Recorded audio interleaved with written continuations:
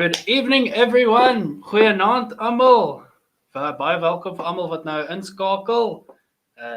Very welcome to everyone that's now joined us. We have now gone live. And we'll just wait a couple minutes for some people to join. All right. Welcome to everyone who's in tonight. We're just doing a simple Q&A live stream. We might have a guest that joins us later. When I gave him a phone call, he was out watching the rugby. I could have actually gone to watch the rugby live tonight because we had the Sharks playing the Pumas here in Nelspruit.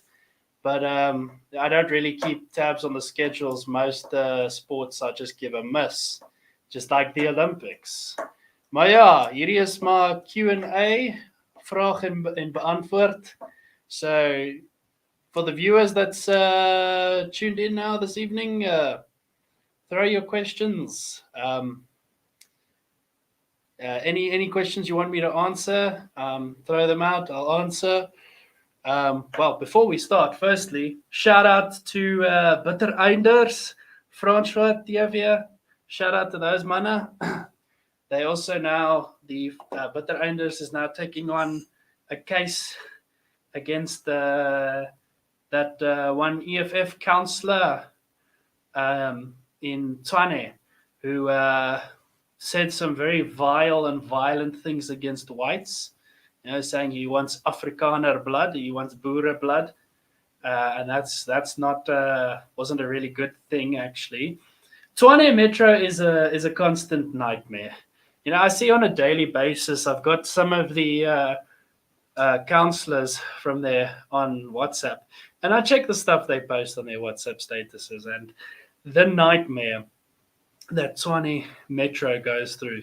It seems like every single council meeting is just madness where the EFF piles in there, constant fights.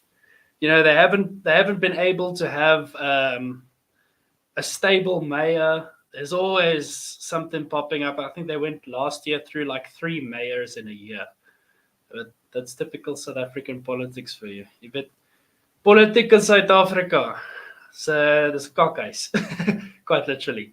You know, I see more entertaining things in my fucking bathroom, looking out the window. Yeah, or I rather go watch grass grow. That for me is more entertaining than politics these days. With the clowns that are floating around in the political sphere at the moment, it's actually quite disappointing. Actually, for the viewers, something I want you guys to go and watch. There's a channel I follow, What If Altist, and What If Altist is let me just search.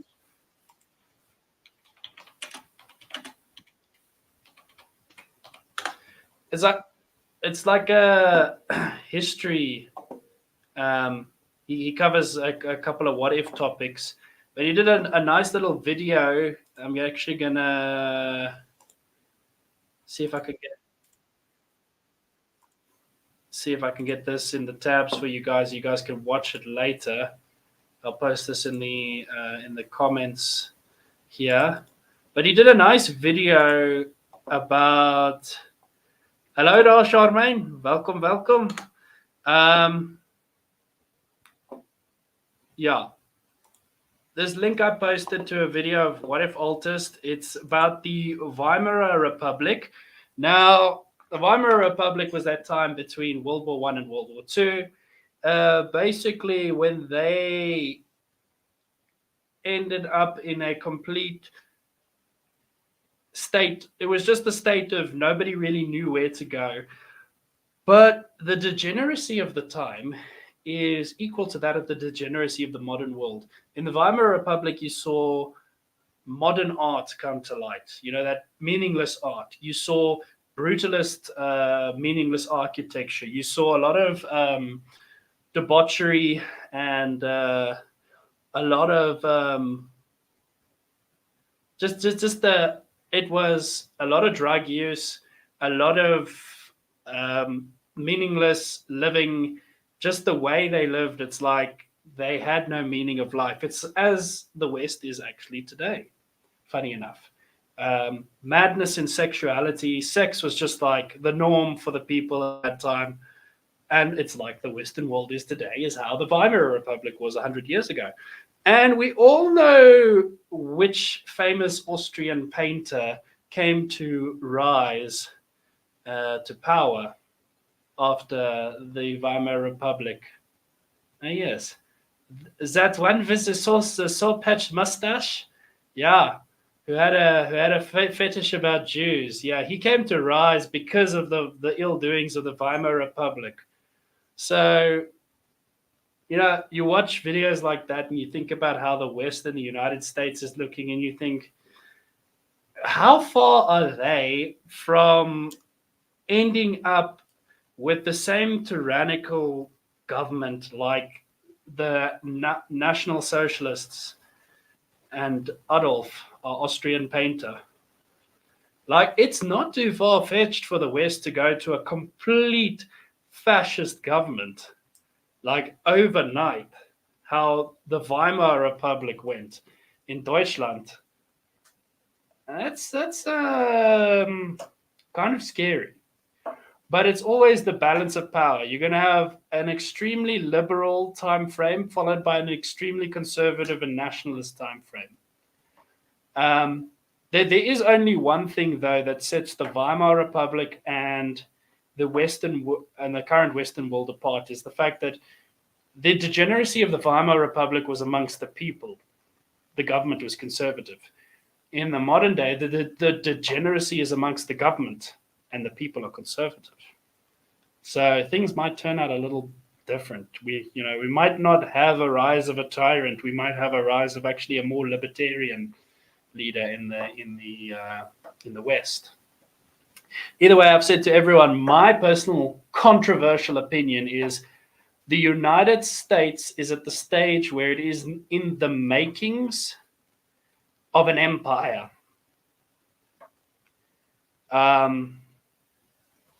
If you just look at the way the United States is set up, and you look at the Roman Empire and how the Roman Empire fell into a state of chaos, they started allowing in lots of foreigners to be citizens, to try and hold power and boost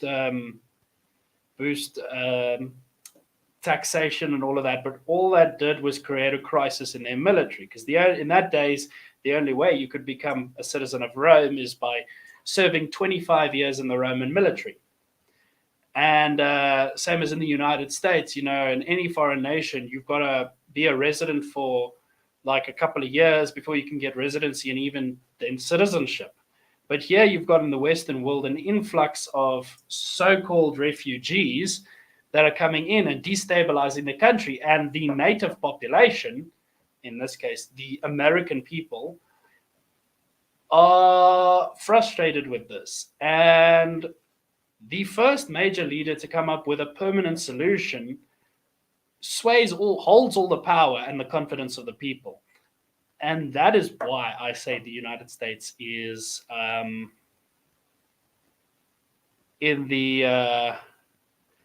has the workings of an empire. I think we won't see, maybe Donald Trump will be the last president, and he might be succeeded in an imperial fashion by, let's say, Donald Jr. or even Baron Trump. I think if you look at the conspiracy theories around, like the marvelous adventures of Baron Trump, the time-traveling boy, it's an actual book from like the 1700s.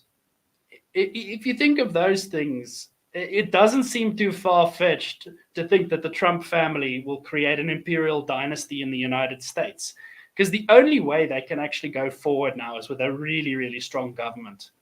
The people are strong. Now they need a strong government just to trample out any weakness. Military strength, they have that. They just need a good leader. But yeah. On that, yeah, Charmaine, my YouTube's growing quite a bit. Sorry, I didn't read well. Boerenbaard, yes, my Boer beard. Yes, this marvelous piece of work over here.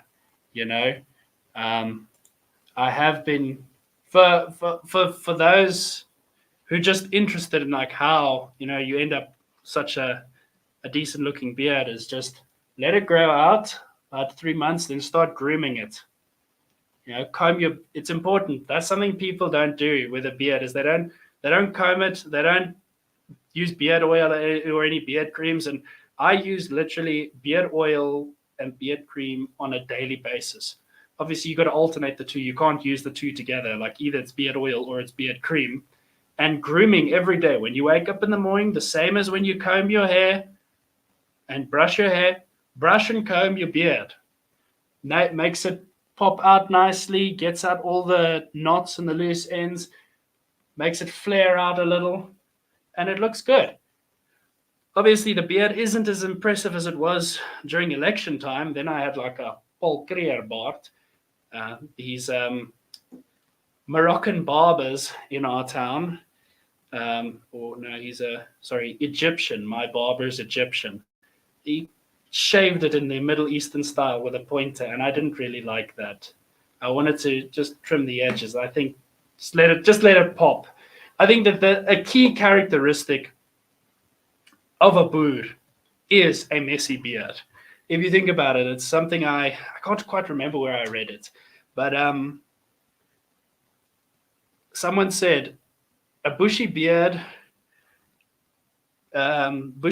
is something of a Boer.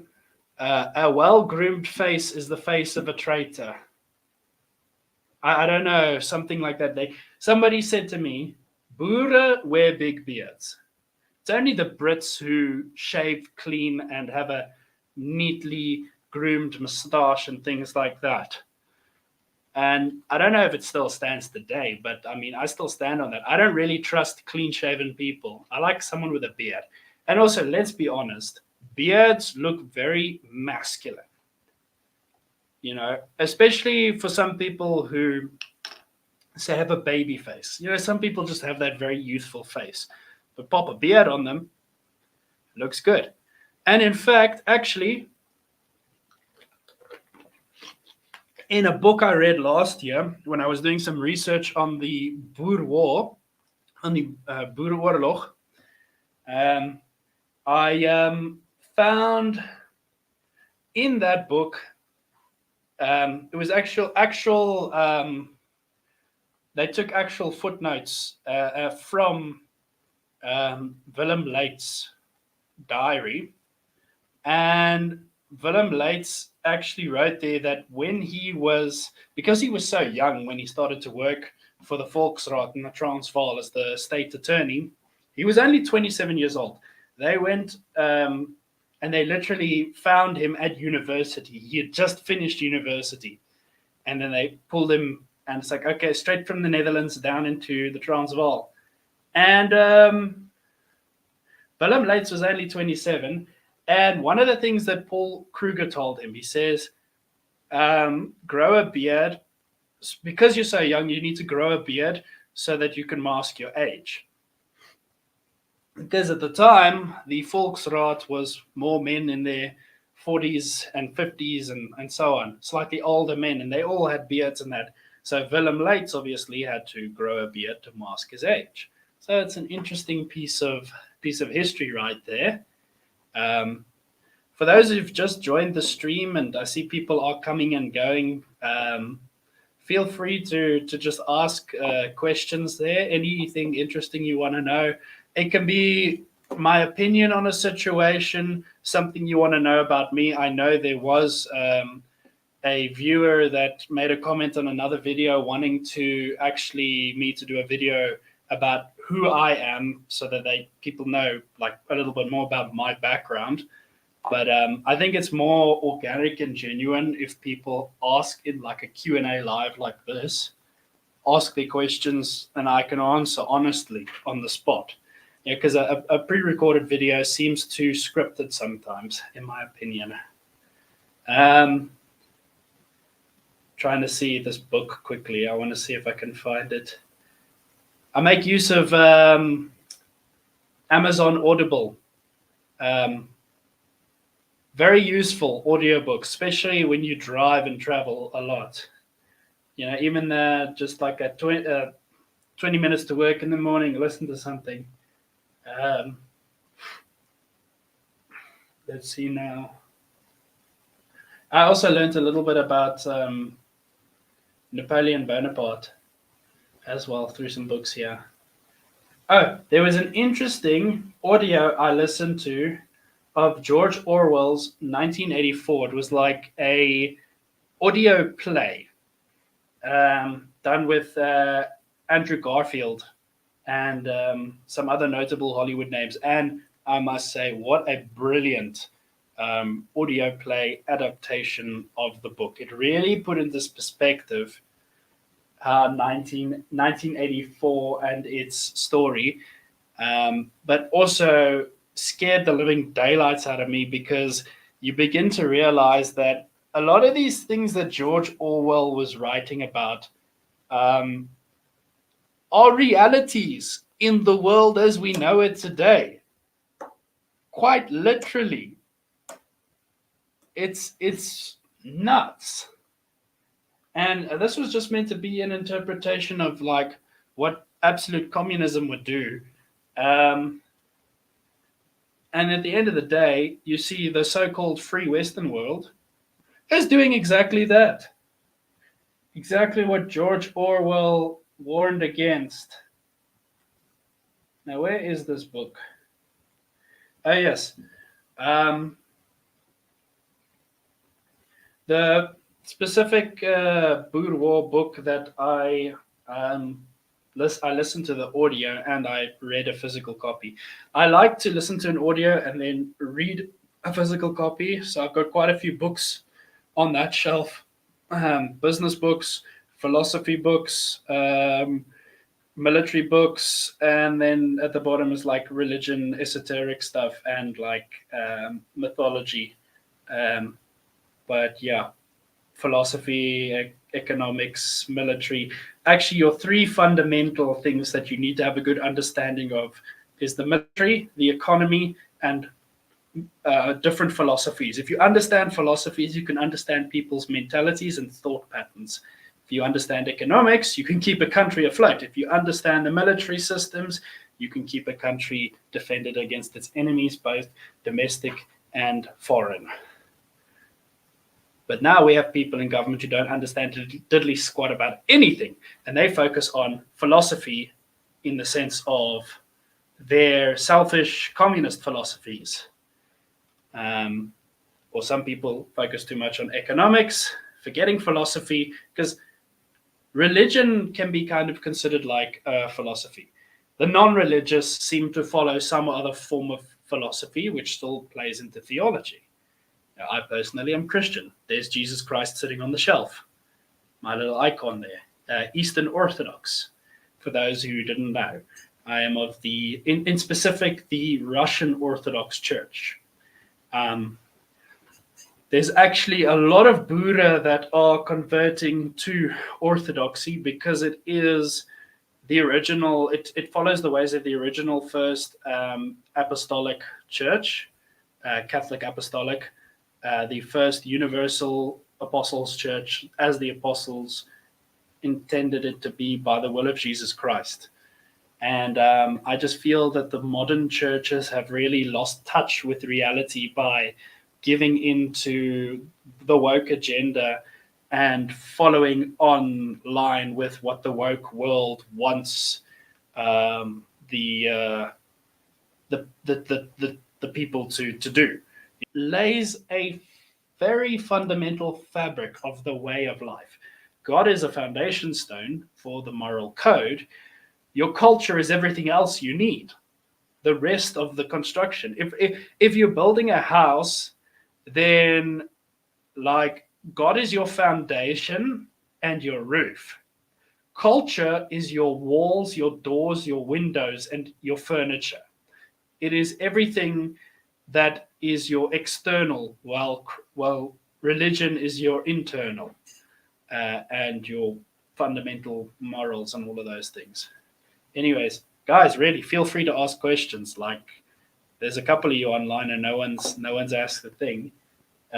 This is the book the Boer War book. It's the Boer War by Martin Bossenbroek.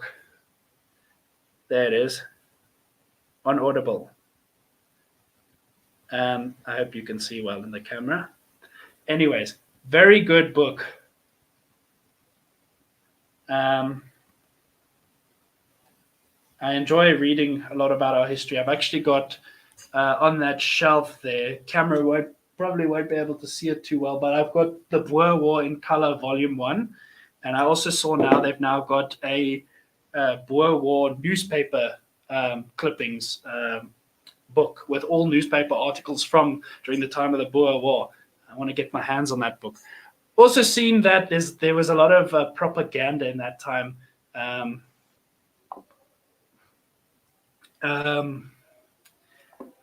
That was just my neighbors. There was a lot of propaganda at the time depicting Paul Kruger as a wild boar. Hence the term Boer by the British. It was actually meant to be an insult. And I actually got corrected by Francois van der Merwe, a man from Bittereinders. He said, no, it's not Boer, it's Boer. Don't use your anglicized terms here. I'm like, oh, okay, sorry. I was just used to, what you learn in school. It's like, the Boer War, the Boers, Yeah, this Boer, ons is Boere. It sounds so strong when you say it in Afrikaans, It's like someone saying in English, oh, in Belgium, the Vlaams, like saying, oh, he's Flemish. Flemish. That sounds so feminine. It's Vlaams. In het Nederlands, in het bent Hollands, it's not German, it's Deutsch. Ik ben Deutsch. Anyways, seeing the comments here, Champagne saying there, Liam, do you know Let's Pretorius? He is the writer of the Boer book. Would be great if you can get him on your channel and Skelein and read his book and sound very interesting. I think actually I'm actually gonna take note of your comment there. Thank you, Charmaine. I haven't heard of Let's Pretorius, but I will try reaching out. Look, somewhere someone I know is gonna know these people. It's like talking of writers and that, I actually met Paul Alst recently. By the way, Paul Alst has another book out. Go check it out. I think it should be published by now. I met Paul Alst at Jan Breitenbach's memorial service and had a short little interesting conversation with him. But he had seen my video I did about Jan Breitenbach paying homage and that, and he said, it's fantastic, and he saw my channel and heard a little bit about my story.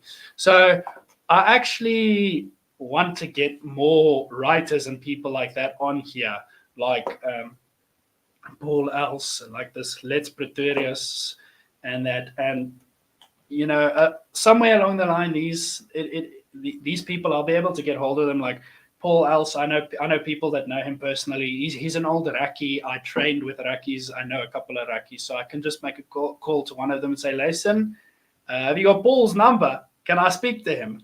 Or Paul, if you're watching this, let's have a chit chat at some point. Hear your stories. And then there's also other guys like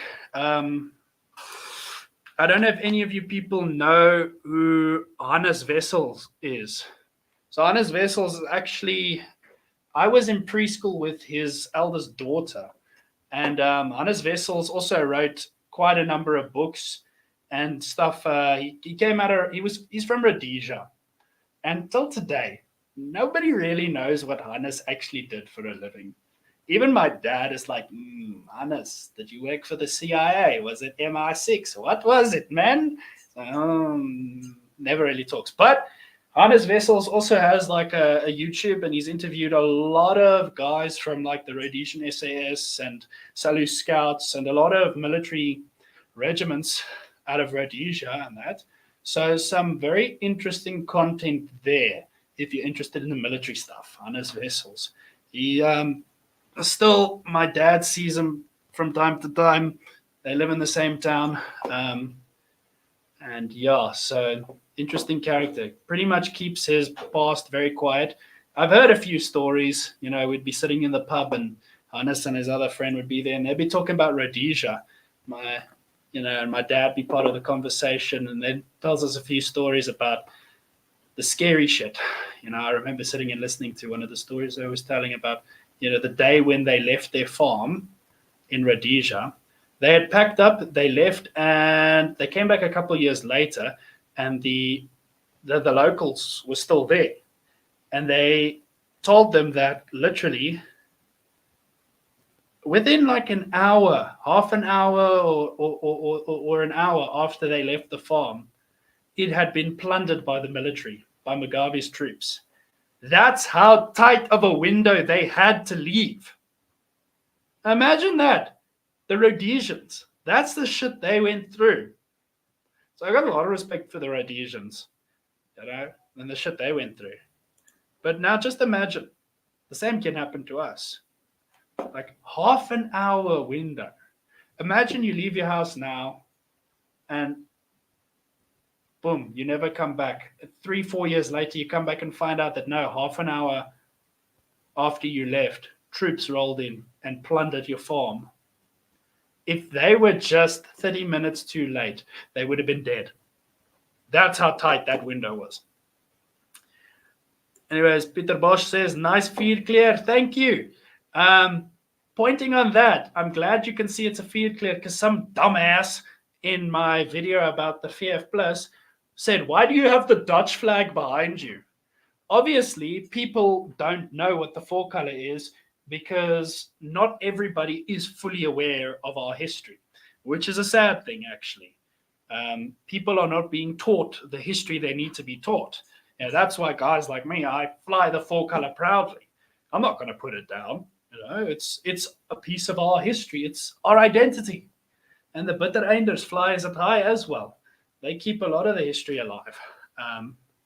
So yeah, I've actually got a project coming up with these guys and with Witkery's Monument and a couple other things.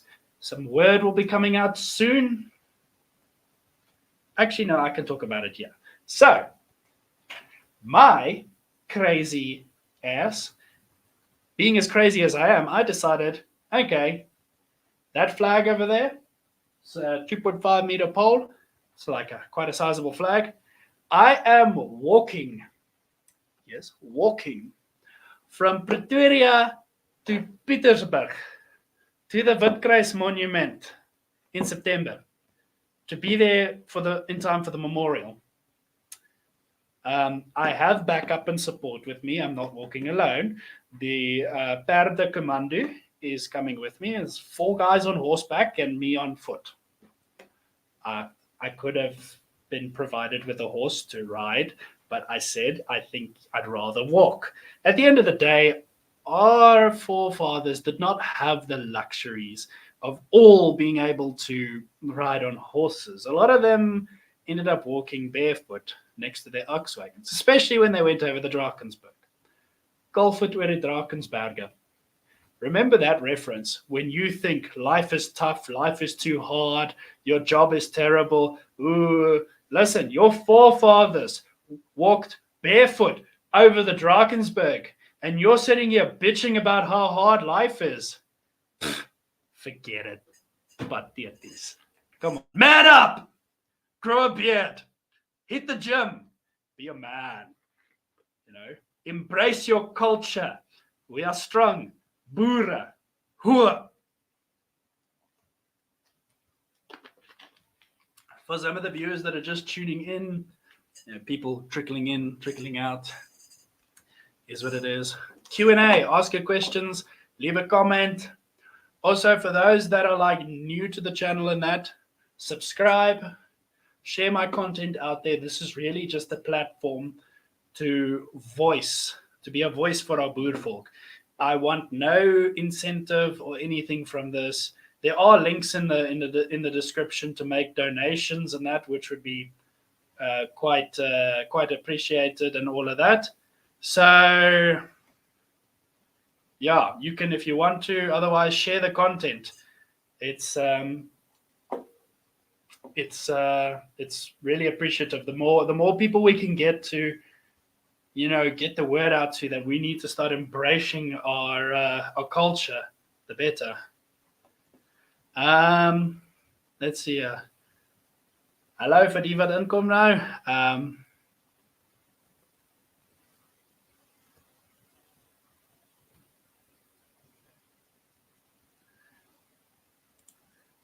Peter, okay, yeah, I know it's important to pursue the truth. Not too sure what you're meaning by cult, but I think cult. Did you cut your comment off there a little bit by accident? Anyways. Kaalvoet oor die Drakensberge. I said this actually in an interview on the radio once, on Radio Laafveld. My first fully Afrikaans interview. I was helping for a fundraiser for the Moth Shell Hole in Barberton, where I'm actually a Moth supporter member. I joined them with the parades and that. And I was running a fundraiser to help them raise funds to preserve the historic sites that they do and upkeep the museum that they're running there. Unfortunately, I raised nothing, but I tried, to be honest, really. Like, I understand the economy is hard and that just people are very, these days, that's why I always say to people, just even if you just share the word out to the rest of the people there. But it's becoming difficult. And even with the parades that the Moth Club does, attendance is dropping drastically. People are not attending our historical days as much as they used to. And it's very sad, actually, that people are just straying away, especially in a place like Nelspruit, and everybody's too busy smoking it up, snorting lines, doing drugs, alcohol, and a lot of other absurd things with their life, unfortunately. Nelspruit's got quite a drug problem, to be honest, this town, especially White River. Ooh, yes, sir. That's like meth central. You don't go there. You don't go to a club there. There is only one club, and I give it a miss, anyways. Comment here, Boom Shaka. Watch your videos. Vid with from last week with Volksboom lads. Yeah, the chat with Volksboom was quite enjoyable. So, those guys, Daniel, I know for quite a number of years, and Dierwald. I know Daniel the best out of them, but the other director who wasn't on the talk, because he doesn't like getting in front of the camera. Ian, I know from 2019. I met him the first time, so a good 5 years plus. Ian is also the reason why I look so good in a suit all the time, suit and tie, because he has a good sense of style, okay? And the man knows how to rock a bow tie. Even though I did get a funny comment though once from Kurt from Boer Media, told me, hey, luister, die manne gaan jou tune nie. Wat 'n moffie propeller is daai om jou nek? Some people call a bow tie a moffie propeller. It's quite funny. But I mean, this day and age, I think it was actually TV Vessels, and we took him on about this the one time, because I have a photo, and it's a photo of myself, Francois, and Tevye together, and we're all three in suit and tie. I'm not going to show you the photo because They haven't posted it yet, so I'm not going to post it yet. And if we do post photos together, we do collab posts. So they'll post it at some point. But I've seen Teve in a suit. Usually he's just wearing fellies, shorts, and a two-tone shirt, you know? And the ironic thing is he did a TikTok vid where he was talking about, the style, how back 100 years ago, the Boer, wearing suits and all of that, and he's running around like your typical Boer in shorts. And then I saw him in a suit, and I'm like, that's like a Joma. Eindelijk, die man het style. Not that the farm style's any that bad, And besides, given the fact that he is a full-time farmer, it's normal to dress like that in a farm. But the fact of the matter is, I have a photo of Teve in a suit. Something you won't really see again for a long time. Maybe if he comes to Witkruis Monument, I'll get him to wear a suit again. Because I'm going to wear a suit. I'm going to wear my signature brown suit, khaki suit. Very nice, khaki. And it's quite ironic that I'm actually English speaking and I'm wearing khaki in Africa. I swear I'm not a red coat or a khaki. Lekker. More people tuning in. Q&A. We're having a Q&A. Ask some questions, Mensa. Yeah. I can only keep up a conversation for so long without any input from you guys. Come on, some of you guys always in the other lives pop a lot of questions in there. But today, the comments are a little slow, Mensa. Would have been nice though if I had someone on the live today. I had another friend of mine who was going to join the live this evening, but he's in like I said, watching the rugby with another friend. He is so he would have joined, but I think we'll have him on it another day. Myself and him tend to go down major rabbit holes of discussions and like just anything that is to do with history, philosophy, politics, our country in general. That there's so much to talk about in our country. So much that's happened in the last couple of years. So much that could happen. What does the future of the Boer folk look like? I mean, what's the future look like in general? The whole world is a mess at the moment. So we'd have to see. But it is what it is. So yeah, Mensa. In other news, something I'd like to just bring to everyone's attention.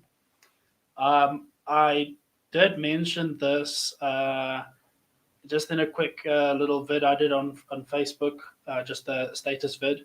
But I got my charge sheet for my suspension from the VF Plus about the Fiat Clear. It is extremely sloppy, and I think we'll be able to get through it. My advocate reckons we've got this.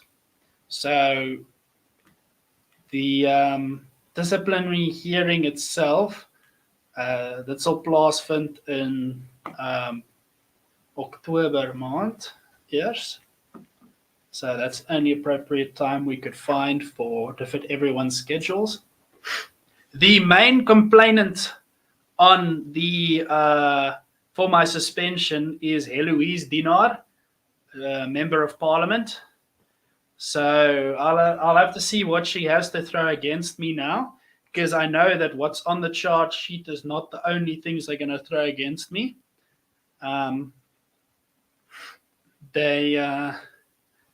They've been playing dirty the last little while with a lot of people in the last while, so it's quite unfortunate. But we'll see. So yeah, let's see. Charmaine says, yeah, last week I traveled past the Sanatspos Boer Monument, and they busy with renovations. I took pictures and felt honored to stand there. It's like I always feel the same. Like when you see our monuments, it's like even as small it is as it is, like the monument at Chrissie'smeer, for example. I don't know if you know about the Battle of Chrissie'smeer. Um, the Battle of Chrissie'smeer. Chrissie'smeer is a small town. It's like between Nelspruit and Ermelo. Sort of between it's between Carolina and Ermelo. Chrissie'smeer is like small little town with a kind of sizable lake dam next to it. It's the name Chrissie'smeer. Um, and there was a battle that took place there during the Boer War, and they've got a small little monument there. And like most of the monuments that they built in the Boer War era, it's just a stack of little stones in a triangle. But they built another one out of stone, and it's literally just like a small little stack of stones and a little obelisk. And whenever I drive past and I see this, I'm like, this is amazing. This is nice. As small and insignificant as it seems, it's a piece of our history. And that's what is important. Every small little stone to commemorate our history and our battles that we fought in is important.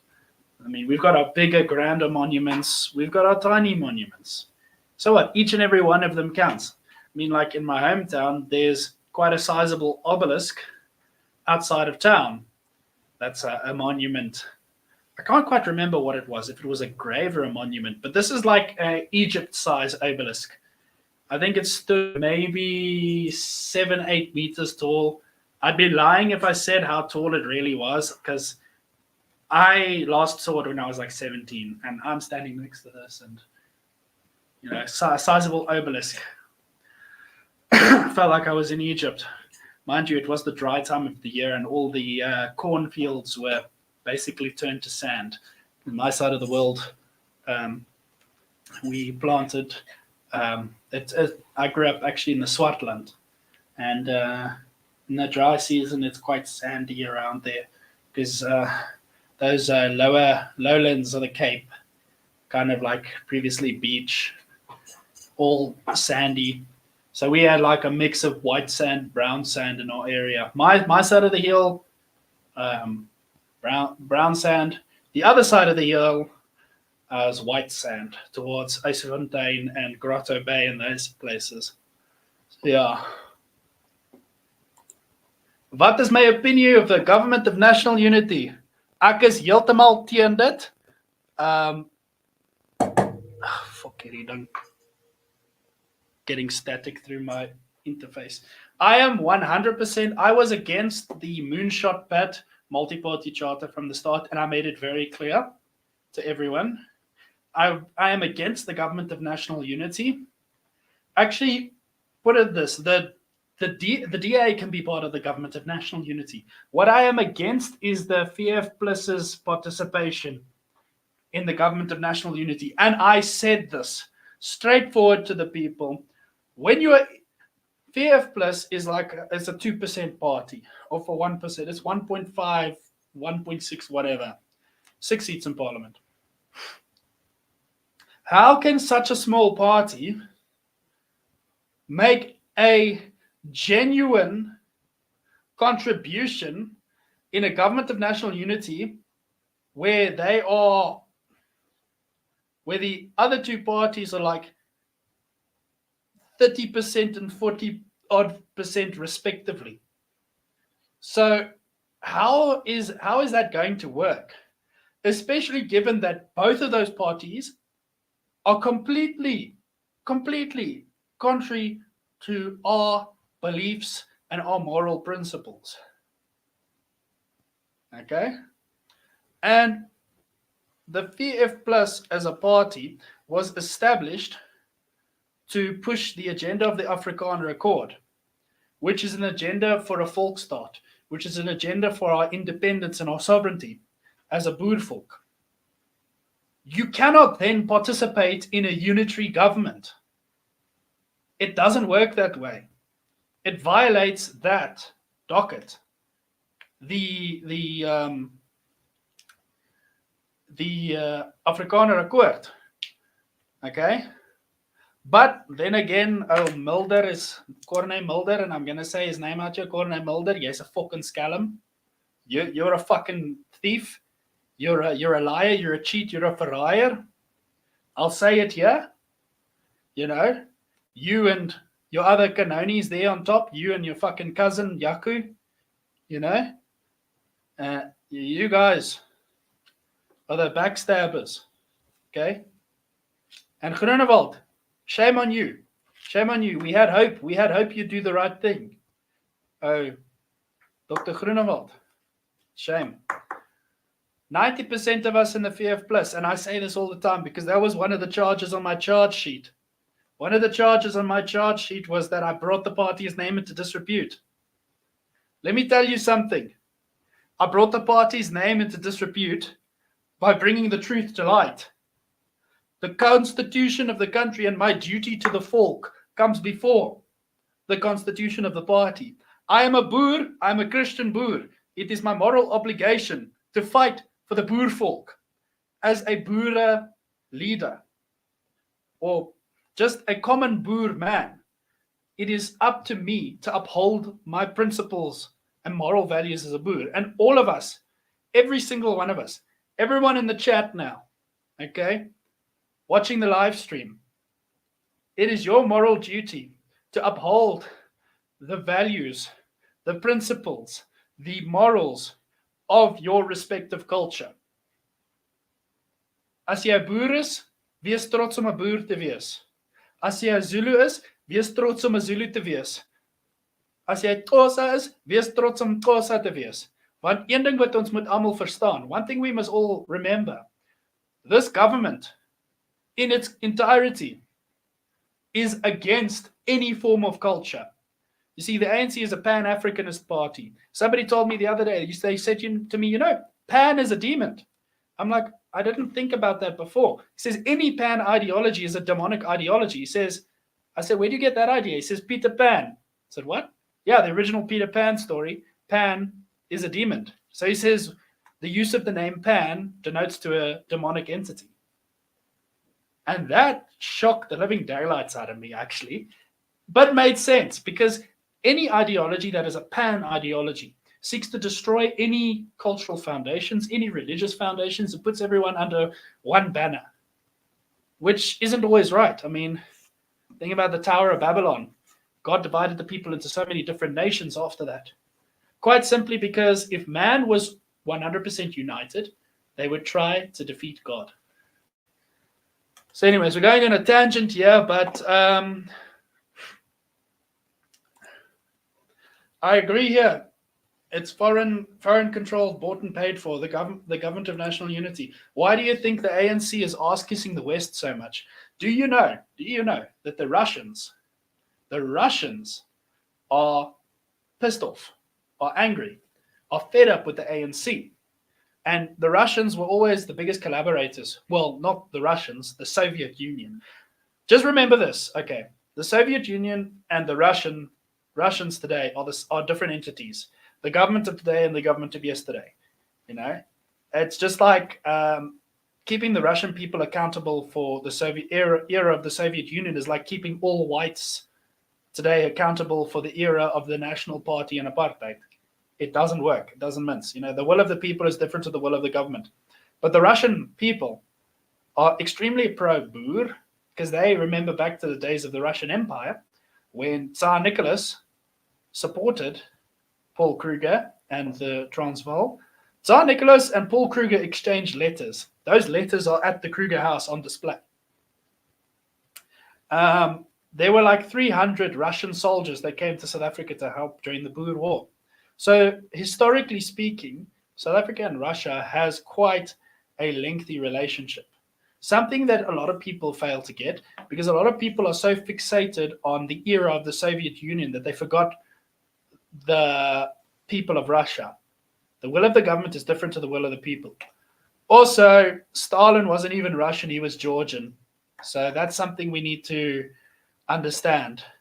But yeah, the Russians don't fancy the ANC too much anymore.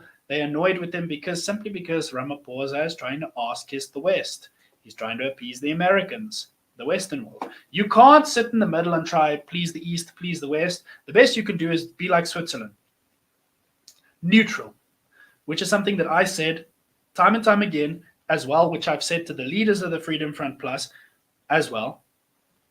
Remain neutral. Don't give an opinion about Ukraine and Russia. Don't give an opinion about Israel and Palestine, because those wars have nothing to do with us.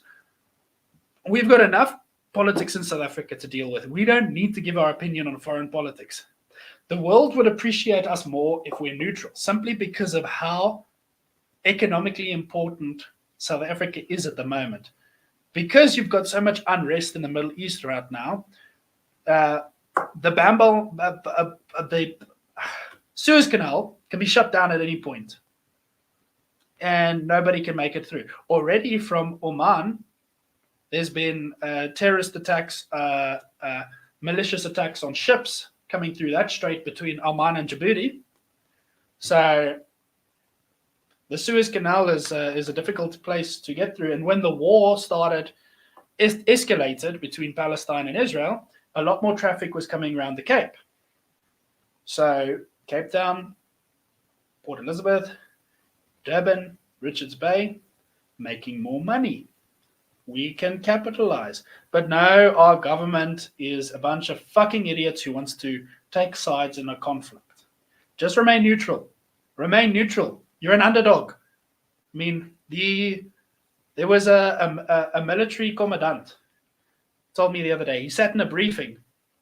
He says, the military is so shit scared at the moment because Fidelity, a private security company, has more firepower than the military. And 80% of Fidelity staff are all military veterans. They're literally a private military. So, yeah, politics. Let me read through some of the comments here.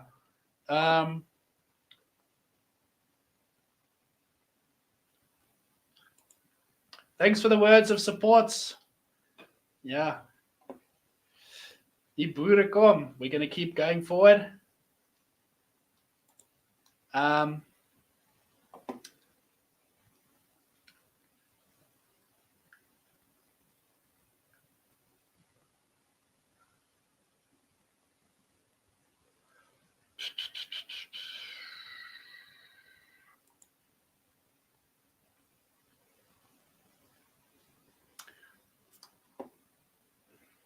Have you got more? If you got more information on this, stuur vir my as jy meer inligting het.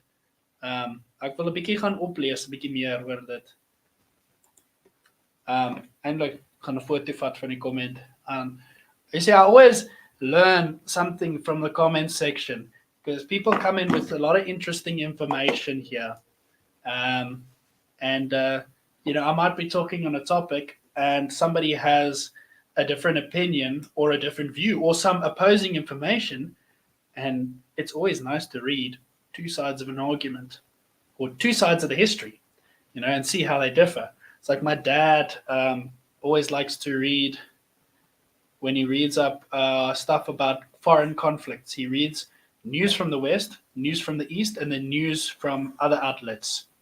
And if you want to find the best sources of journalism that is not censored, the best then is to search on the Tor browser, the Onion router, and that would then take you through search engine DuckDuckGo, and you'll be able to get to the uncensored stuff, because Google censors a lot of stuff, Bing censors a lot of stuff, but if you go through the Onion router, it basically takes you through the uncensored part of the internet.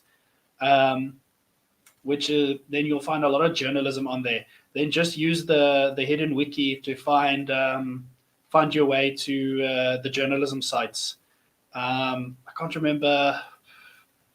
Anyways, but there's journalism sites there with the main purpose of getting news out of countries that are being blockaded, or news into countries that have been blockaded and have had media censorship. And that's the main thing or reason why.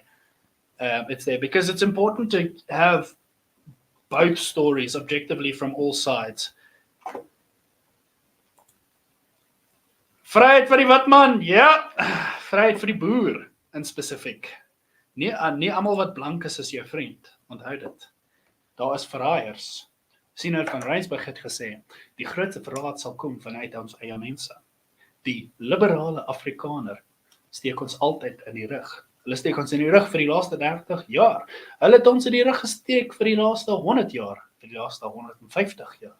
Die joiners, die manne wat net een kant toe swaai for benefit. Those who joined the British, those who then joined the globalist governments, those who supported the ANC, en daai wat nou nog steeds ons in die rug steek, soos die Milders, fucking verraaier, en paar ander mense daar buite. Ja, remember that. For some other reason, when I said that comment, I lost like quite a few viewers on the stream. It seems every time I make a controversial comment, people just leave the stream for some other reason. Same happening in USA now with Harris. Ugh, Camila Harris. America's never had a female president. Does she really think she can win? Like, look what happened when they put, what's his name, Clinton up there. She couldn't win. She couldn't get anywhere. Trump is going for a landslide victory now. It's this, I'm telling you. Ronald Reagan, they failed to assassinate him. And after they failed to assassinate Ronald Reagan had a landslide victory. I'm telling you now, Donald Trump's going to have a landslide victory. Watch.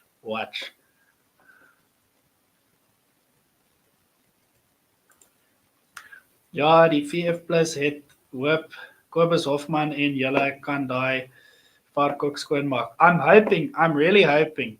The thing is, I've spoken to a lot of party members that support us. They support the movement now.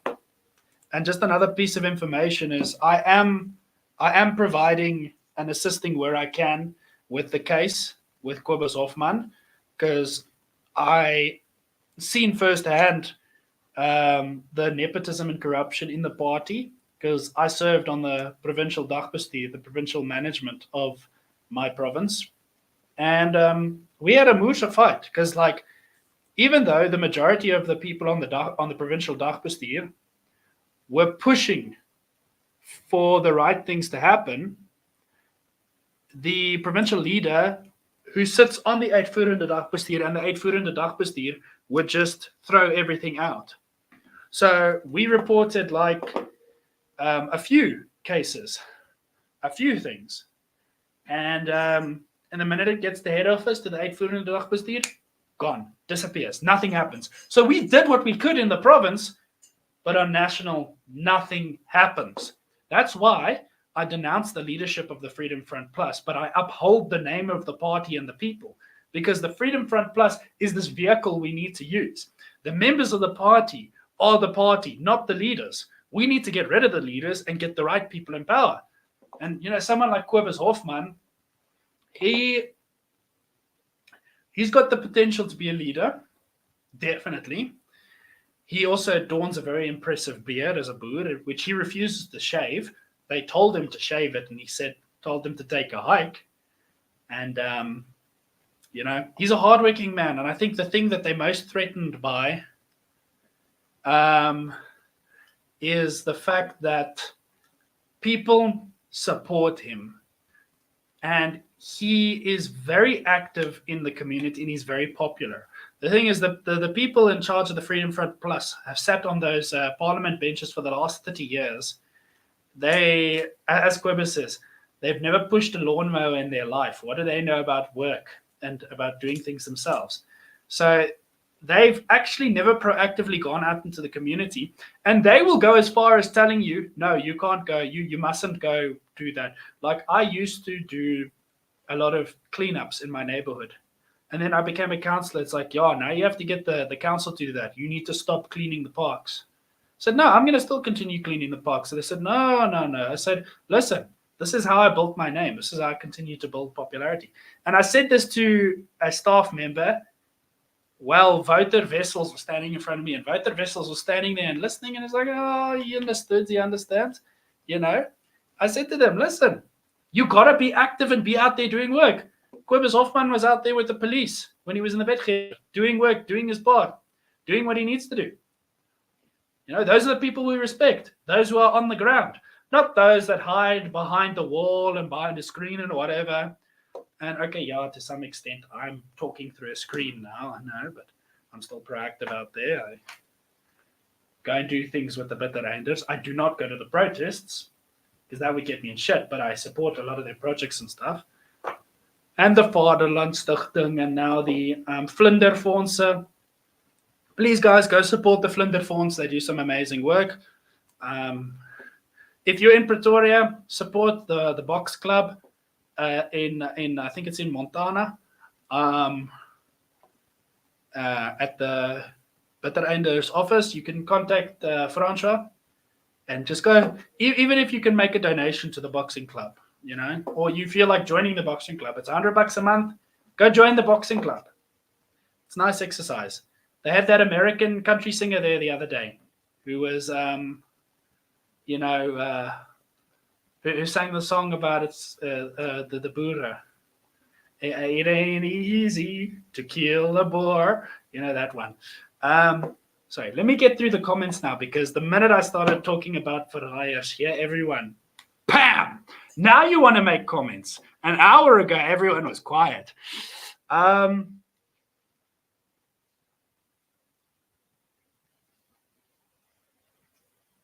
Yes, it's all the LGBTQ liberal nonsense and the media pushing Harris.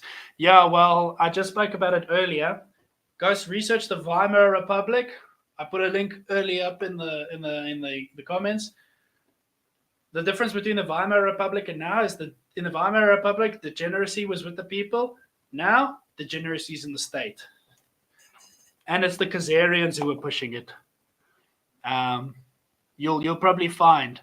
And by the way, just to put it out there, because Tim Sandman from the Vryburger Beweging thought it funny to make a video and some accusations simply because of my past, without seeing Jesus Christ on my shelf and realizing that I'm a Christian now. My background, I grew up Protestant in a Presbyterian, Scottish Presbyterian church. My parents are like Methodist and Anglican. And I became a little disillusioned with the church as I grew up, especially when I moved up north. The evangelical churches didn't really click for me, and I was looking for the traditional faith. So I started looking and researching into Judaism. So for a time, I considered myself a Messianic Jew. Take note, Messianic. I still believed in Jesus Christ, but then a rabbi told me, in order to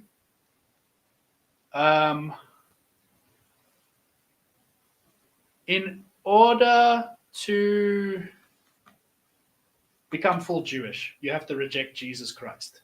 And I was not good for that. And I also read the Talmud.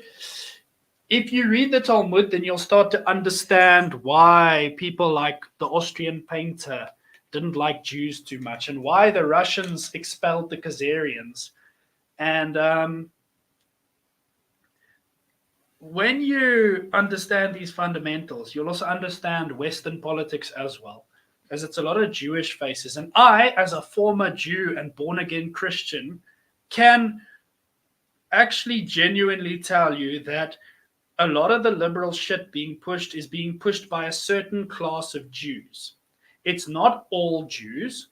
In fact, I have a lot of friends from Israel who are culturally Jewish, and they are amazing people, but it is a small groupie of supremacist Jews, Talmudic Jews, Khazarians, who are the ones, like, they were expelled when they were expelled by the Austrian painter from Frankfurt University, where they were spreading most of their ideas into the population of the Weimar, they were then went across to the United States, and then that's where they spread their ideas. That's why the United States now is becoming such a mess with the degeneracy, because it's gotten into the state. They've infiltrated through the universities into people, into the state. So, yeah, that's just my thing there on the degeneracy. Sorry, I'm going on a tangent now. We need to keep it to the Boer. Just catching up with all the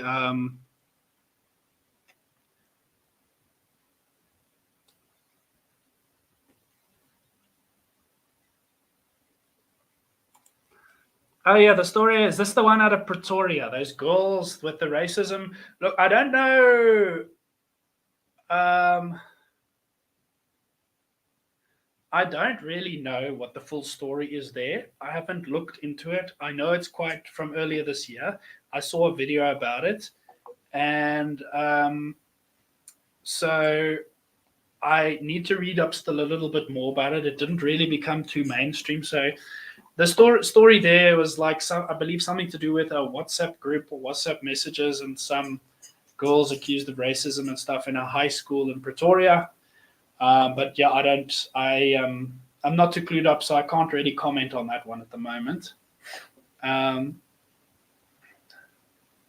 Maybe if you have an article link, you can send me just to read a bit more. That would be helpful.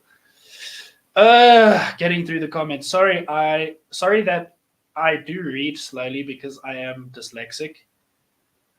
Well, I'm dyslexic, ADHD, and autistic. Ta-da! I'm on the spectrum. Hence why I'm so passionate and obsessed on what I am. I'm on a very light spectrum on the autistic spectrum. You'll find a lot of the best of us are very ADHD. I think Francois to some extent is like ADHD as well. But yeah, it takes a certain level of extra fixation and hyper focus on a topic to be able to push it as much as we push it. So yeah.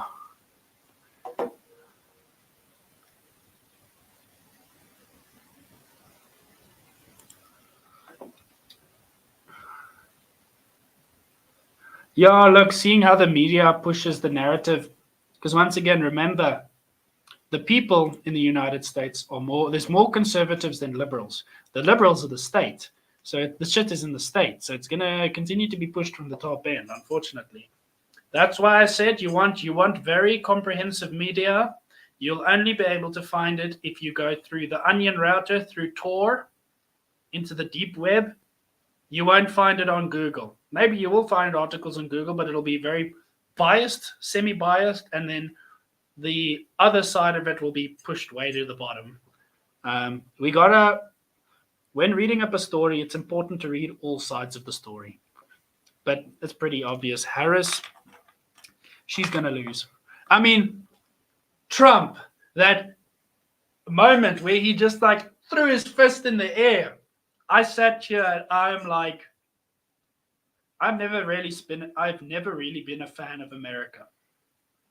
But damn, I want to see that man win. I want to see Trump win. He just shows the whole world. That is what a strong leader looks like. A man who can be shot. Just the bullet hit his ear. Another one hit him in the chest. He was wearing a vest. Okay? He should be dead. But he got up there, threw his fist in the air, and stands firm and strong for America. And that is what you need. A leader who is a nationalist, who believes and works for his people. And we just don't have that anymore in the world.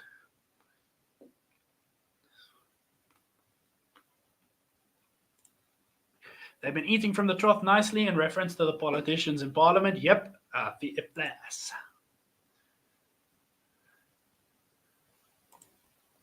Yep, the Freiburgers, I don't really want to comment too much more about them. I've made my thing about the video. I don't have anything against the Freiburgers. The only thing that concerns me is their very radical approach is going to get a lot of people arrested. I don't condone such a violent approach or such a radical approach. They're basically like neo-Nazi kind of people. But let them be what they want to be. Let them do what they want to do. They've got their small little group that they appeal to. So the rest of us just need to be very constructive. And to be honest, any viewers that have thought about joining them, if you want to get arrested, go ahead. If you don't, because they are on the FBI watch list and they're proud of it. So I don't really agree. I don't agree with getting involved in groups like that are that radical. We need to be constructive. We are Boer. We are civilized people. We avoid conflict. We are not the first to attack. We are the first to defend. We have always been defenders. But when we need to attack to defend ourselves, damn, we make sure we do a good job. So that's all I'm saying. I can't keep up with the comments now, guys. La, la, la, la, la.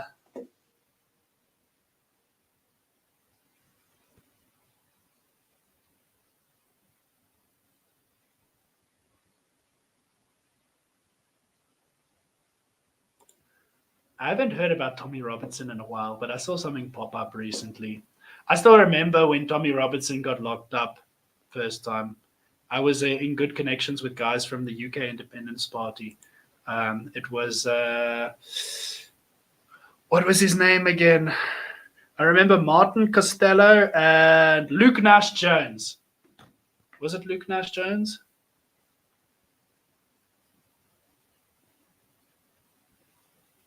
There we are. I still have his number. Luke Nash Jones from Yorkshire.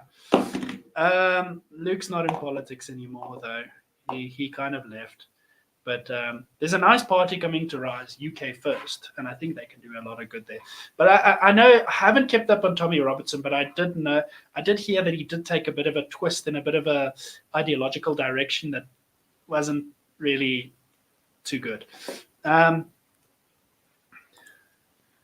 Take note, guys. Take note. Like, share, subscribe. That's the best way you can support the channel. Links in the bio for my social medias and our WhatsApp channel. And if you like to donate, all the details are down there as well. It would be much appreciated. It's this is basically like another potential stream of income and that. But yeah. The cost of living has become expensive. I also don't have a car anymore. I have to rely on public transportation now. I had an accident. Yeah, shit one. So I've been using a rental the last while, which has helped a little, but still busy with the insurance claims for the car. So I don't have a car at the moment. That sucks. I hope the insurance can pay out full and sort that one out. Otherwise, as it is, I'm going to catch a bus to Pretoria for September for the White Cross Monument Walk. So, yeah, hopefully they'll let me take my flag on the bus because I need to take this thing with. The comments. Let's see if I can catch up.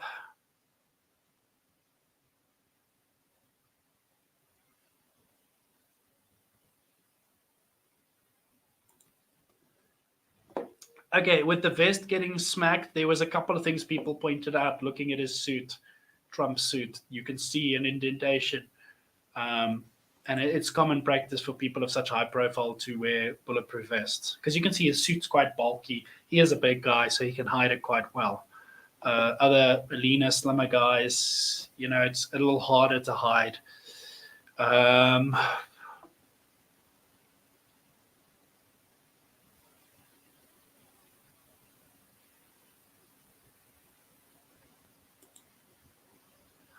The race card thing is more probably the liberals busy blackmailing them.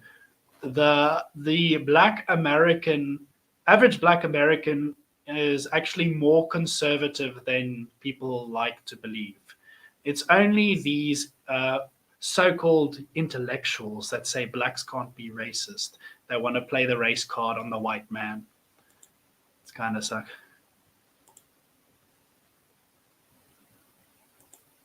I know a guy actually who used to be in the Vryburgers, and he was the one who gave me all the information to tell me steer clear. So I'm not against them. It's just I don't really want to mix with them. That's all. You know, I'd rather be neutral. Switzerland, yeah. We hide up in the mountains and we put bombs in the roads and the tunnels, and no one can come and get us. Yeah, that's actually why Switzerland is unconquerable. And that was their backup plan for the Second World War. Switzerland planted bombs in every single one of their roads, bridges, and tunnels to blow them up in case the Nazis tried to invade. Because to get over the mountains would be one hell of a mission. Because of the high altitude and none of the and the thin oxygen, none of the aircrafts at the time could fly at such a high altitude and get over the mountains. Maybe they could push an aircraft there if they had a nice fuel mix with oxygen and so on, but it wouldn't be too easy. And to climb over the mountains, that would also be a nightmare to drive over and all of that. So Switzerland, you geez. Oh, another thing I love about Switzerland is gun culture. Basically, every single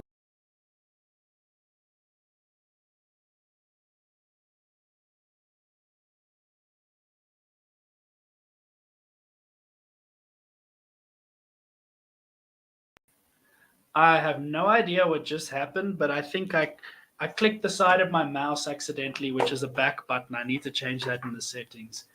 I went blank for a second here. What the hell? Switzerland, talking of their gun culture, when you finish the military there, then you keep your rifle, you keep your equipment, and you're expected to go to the shooting range every month. Everybody must be proficient at 300 meters with a rifle.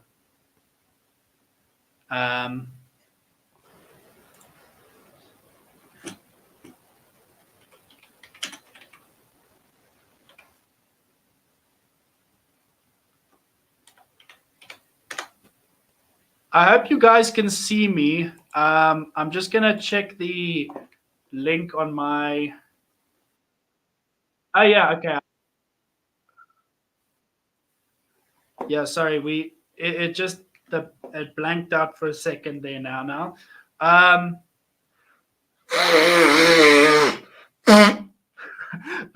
FBI is watching. Yeah, maybe. I don't think the FBI would try to take me out, though. I don't know. So just refresh the stream if you can't see me, if you can hear me. Yeah, in Switzerland, the gun culture is such that everybody is proficient with a rifle. And the liberals from America just can't comprehend it. They can't understand that gun culture. They're like, oh, how could you let these people have guns? If you want to keep a nation well defended on a budget, make sure every citizen can own a rifle and know how to use it. Because if your nation can't afford to fund and equip a full-time military, then let every citizen have a gun. Here's some figures actually for a second. So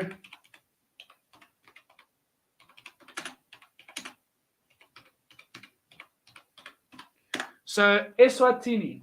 Eswatini is a micronation. They have a military population of about 6,000. Let me see here.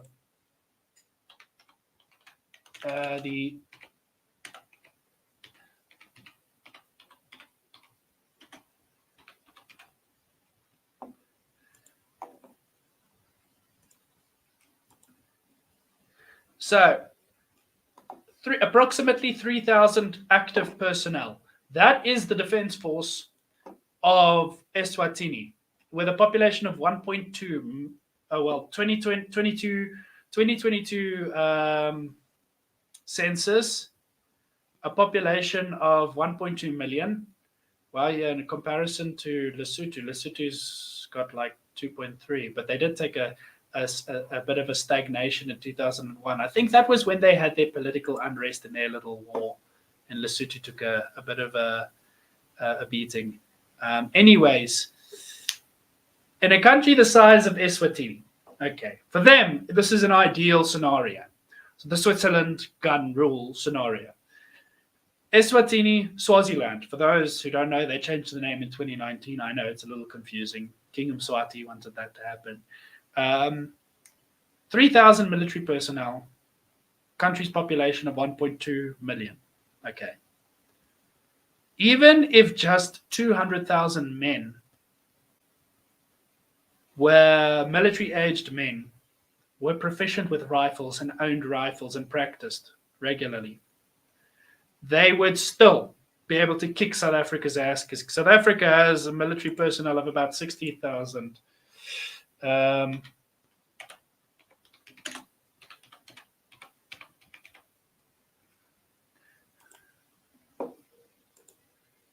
South African, oh my goodness gracious. The South African military looks worse. Oh my days. I remember researching in high school that the South African military had about 80,000 active personnel. It says here, the South African military size,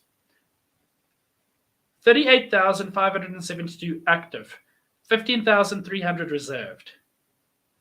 So if you were to combine reserve and active troops, you've got, call it less than 50,000 troops. Yeah, I think if Swaziland had at least 200,000 people proficient with a rifle, South Africa's pretty screwed. They're outnumbered. Because at the end of the day, no matter how skilled your military is, it becomes a numbers game at the end of the day. Yes, South Africa is a little bit better equipped, but South Africa's equipment is outdated and not in working condition anymore. Eswatini, on the other hand, has working operational equipment and a government that is a monarchy, where the monarch can literally decide today he's going to buy 300 tanks and put the money down, and he gets those tanks. So, yeah.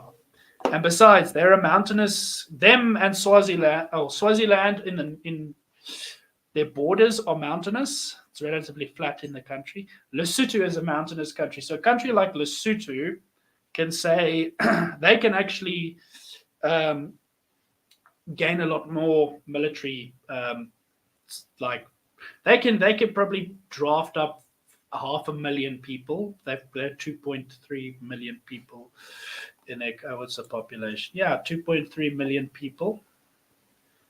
So Lesotho could easily pull together, and they also got a small military of like 3,000 to 6,000. They could easily pull together like 500,000 military-aged men, allow them to own rifles, and let them be proficient in practice on a monthly basis. And they alone, because they're in a mountainous country, marksmanship is a valued thing there, because it's easier. Because you've got these, it's harder, open, flat terrain. It's easier to see someone, but in a mountainous terrain, yeah, you're going to have close encounters, but you're also going to be up in the mountains. So marksmanship is a valued asset. Either way, marksmanship is valued on any terrain, open fields or mountainous terrain. Close quarters a little bit more in mountainous and urban terrains, but if all of them were proficient with a rifle and were able to shoot at 300 meters open sights and like 500 meters optics and kilometer scopes, like let's say 30% could shoot at least a kilometer with a rifle, I think South Africa would have a pretty tough time against a power like Lesotho, as small as they are. And once again, they're also a kingdom ruled by a monarch who has absolute rule, who can just spend money as he will. So he can basically today decide he's going to buy a bunch of equipment. And he'll probably buy it from South Africa, And I'm not trying to give anyone ideas like the Lesotho king or the Swazi king, like, don't invade us. But you guys, if the ANC continues to piss you off, I won't be surprised. It is a scary thing to think of in reality that literally our neighbors have the power to take us over. And yes, they're saying SANDF is a joke. Botswana has the military might to invade the entire Southern Africa, by the way. They have a much bigger budget and stronger economy. So Botswana, if they wanted to, they could take us all. They could, really. But purely out of peace, because they're not warmongers, they've maintained their borders. But if they wanted to, they could invade us. And that really scares you. And that is why I say the American philosophy of firearms is what I believe in. Like, what a Japanese general said once when they asked why not a full-scale invasion on the United States. He says you'll never invade the United States because behind every blade of grass is a rifle. And that's true. The Americans have the Second Amendment. Gun culture is big in the United States. That's why Switzerland is difficult to invade, but they've also got marksman culture. So just sit on the mountaintops and they shoot. The US, gun culture. They've got firepower. I mean, the Americans, they are uninvadable from any foreign threats. Because besides having a very powerful military, they have a very well-armed population. And I think the best way to defend your country from external threats is to allow the citizens to be armed. And many people will disagree and say, well, citizens are not allowed to shouldn't own firearms. Why would you need a gun? I own a firearm. Actually, I own a few firearms. I do sports shooting. I enjoy marksmanship. It's fun for me. It's relaxing to go to the range and shoot a target at a distance, But the thing is, at the end of the day, when it's a life or death situation, I'd rather be equipped with the skills and the equipment to be able to adequately defend myself and give myself the upper hand than to not have it and to have to struggle in a fist brawl. Because if that guy's coming at me with a machete and I have a firearm, I can drop him quite quickly. While he's running to me, I can drop him and get out the way. If I'm unarmed, I'm dead in the water. That's also the other thing, is you can unarm someone with a machete, but you need to then train. That's the other thing a lot of liberals refuse to do. Liberals don't want to do self-defense training.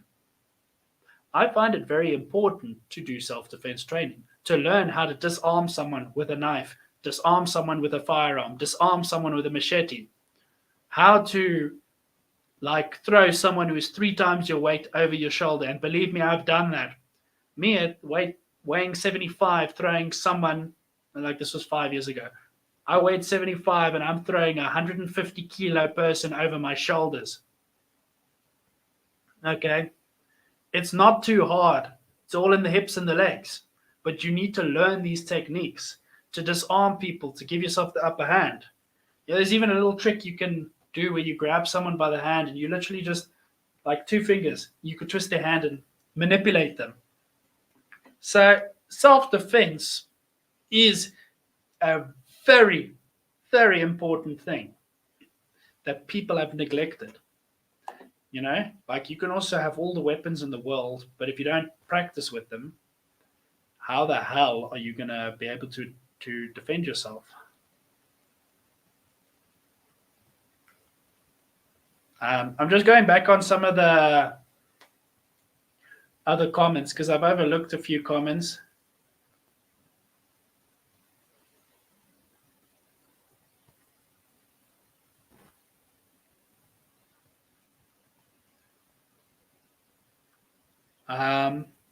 Okay, T, just to your comment earlier, it is an important thing to fight affirmative action and BEE, but with so many opposition parties in the government of national unity, how are you going to fight those things now?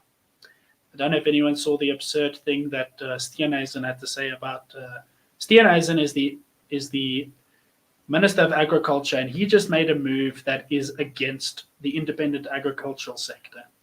Go read up about it. I'm not going to talk too much about it. I haven't done enough research really to actually comment on it. This is one of the only things I really. So the US.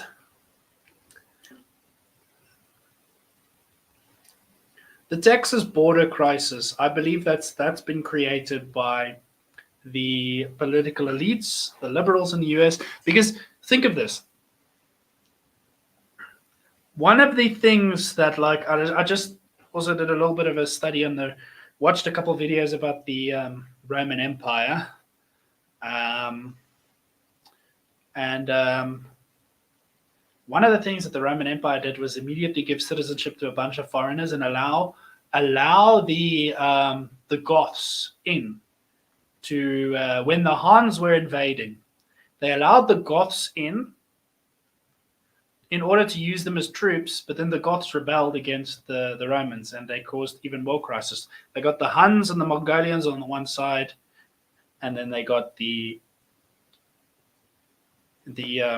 Goths on the inside. Opening the gates to the Goths. That's basically what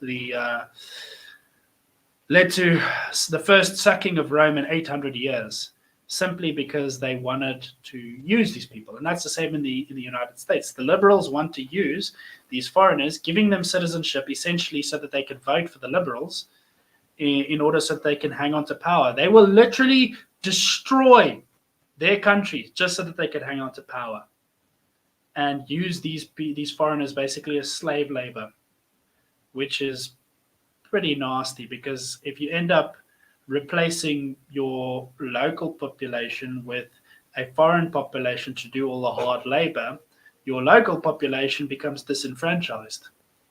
And that leads to revolutions. That was also an essential problem with the Romans. Imagine you're a Roman troop, you go out to all these provinces, you conquer these lands, only to come home to find that the estates are all being run by slaves from the foreign countries that you just invaded. And there are thousands of Romans who are impoverished on the streets of Rome, who can't even rub 2 denarius together. Doesn't even have a single denario for any bread. So how can you allow these foreign invasions? The same, we got this issue in South Africa. Okay, we have a very shitty work ethic and work culture in our country. I give that. A lot of local South Africans, and this is across the board. I know a shitload of white guys who are too lazy to actually do any work. And for them, it's like, you offer them a job. Okay, this involves a bit of hard labor because this is the only job I can offer you. Oh no, I'm too good for hard labor. I only deserve to be a manager. But you're on the streets. If you're on the streets, you're not management material. You weren't able to manage your own life. Now you're on the streets and you don't want to do hard labor to get to the top. Nah, you need to put in hard work on the lower end in order to get anywhere in life. And unfortunately, too many people are unwilling to do hard labor because they feel it's above them. Nothing is above you. Nothing. I've done hard labor. I've done management. I've run my own business. I've been to rock bottom and been homeless before. It happens. You need to be willing to, as I say, roll up your sleeves, pick up the shovel and the pick, go out there and dig trenches, build a fucking house. That's how you build a nation. You work hard in the fields. Nothing is below you. You're not above anything. Nobody is deserving of anything unless they've worked for it. And too many people are too lazy to do a damn thing. Yeah.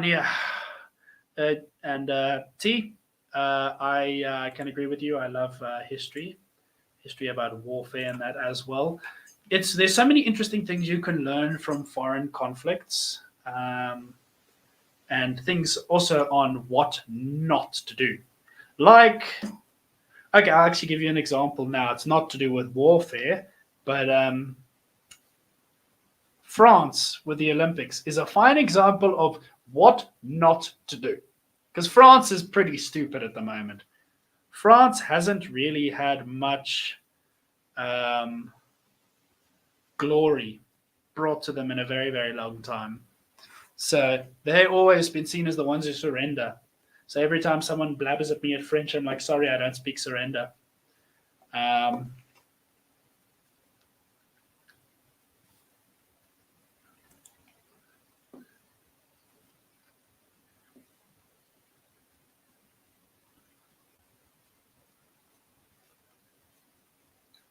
yeah, I can agree. Like the restaurant industry is like when you start working, restaurant industry and bar is like it's a good way to start. And like I think I worked as a barman for a short time, just as a part-time extra. It was fun, but the hours were tough, and the clients sometimes are a pain. Like we had this one English fellow who would come in the whole time who was just absolutely obnoxious. I still remember the one day he fell down the stairs outside and nobody found him until closing hour, and he left at 9 and we closed at 2. And he was lying there with his head cut open, bleeding. He was still alive, but there was like 50 people in the pub and nobody helped him because he was obnoxious and annoying. And I can understand that. Like, you deal with very difficult people. And my job there was to work for Ladies' Night as a topless barman because I was actually in quite good shape at the time because I was prepping myself for men's physique competitions and so on. And yeah, working as a topless barman was a very enjoyable thing. Some of the women tried to treat me as a male stripper. I know it was a very interesting time of my life. You got to have life experience, but I really enjoyed it. Though the dead of winter was pretty cold, standing there behind the bar without a shirt on, nothing but your trousers, a little black bow tie and black suspenders, looking like freaking Magic Mike, and then one gay fellow coming in and deciding to play some Magic Mike music. Oh, lovely! That was hilarious.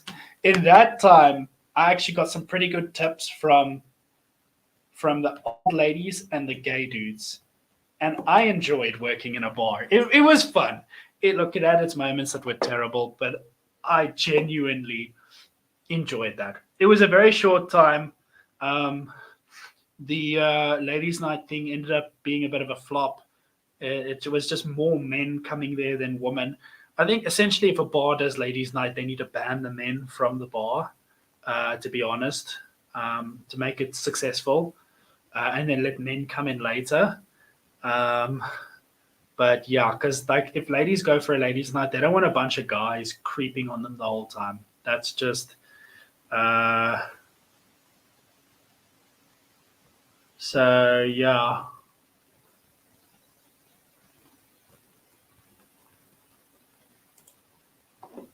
I think France is still recovering, but they're still embarrassed. I think France is also setting themselves up now for another revolution in a direction where they will be their government is eventually going to be overthrown by a much stronger nationalist government, and it's just the way it works, the cycle of power, like what basically lined up for the French Revolution. So actually, the French Revolution was the French monarchy overspent on a lot of things, but something people overlooked was like, yeah, Marie Antoinette, she liked lavish parties and extended the palace, and King Louis was just too weak to keep her under control. Um, so they met their fate by the guillotine. But the other thing was they sent a lot of troops to America to fight in the American Revolution and help the United States unify and gain independence from the British, help the colonies gain independence. So they spent a lot of money there, and then the revolution came around, and which was obviously because they were bankrupt and a lot of bad shit happening, and gave rise to Napoleon Bonaparte, who then brought some glory to France until obviously things took a turn against him eventually, and the monarchy was reinstated. And I still haven't really read up about what led to them becoming a republic eventually, but yeah, the French, they only speak surrender. I think it's going to take a lot for France to regain any form of dignity now, unfortunately.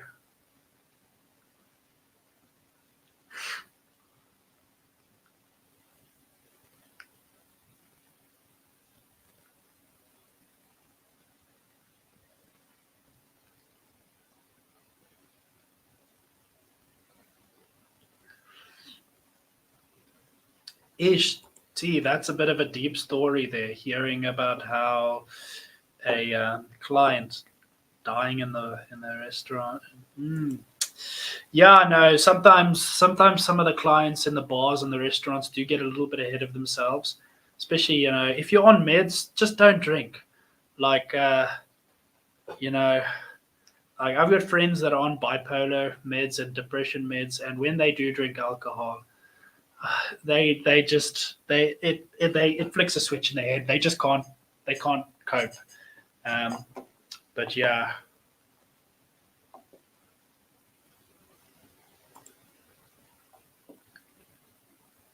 I wouldn't be surprised. That Frenchman seems very gay.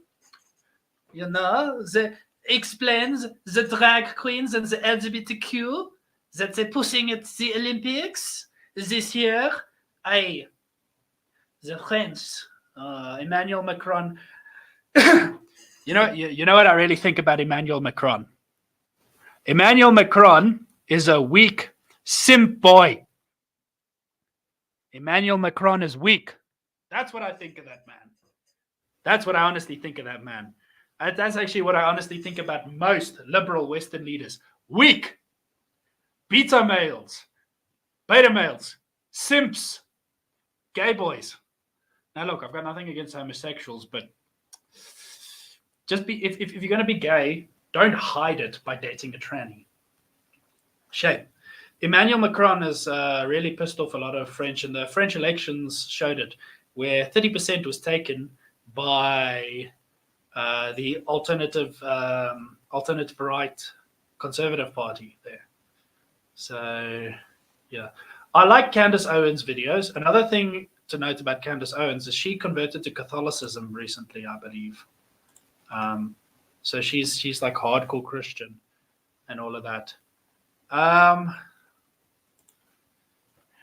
Yeah, Europe is full of immigrants at the moment. The mass crime overtaking. Listen, I know people in Belgium and Flanders, the Flemish, the Vlaamse mannen. Yeah, the Flemish are pretty angry. Als ben niet veel goed, als het slecht in Flanders. België binnen gemors. Vanwege al de Turks en de Moroccans. Ja, maar de immigranten, they're messing up Flanders. Yeah, I bet you guys didn't think I could speak Flemish. Yeah. My third language, Dutch, Flemish. Not exactly very fluent. If I speak it on like full on a permanent basis, then like yeah, I catch it. Like one time I was speaking Flemish permanently for a week, and then I forgot how to speak English. It happens.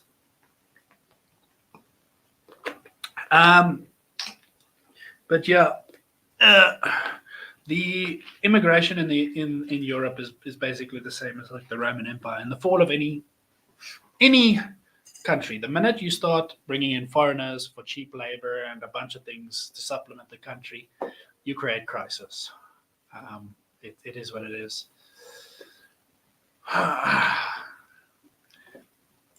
Yeah, fights at restaurants.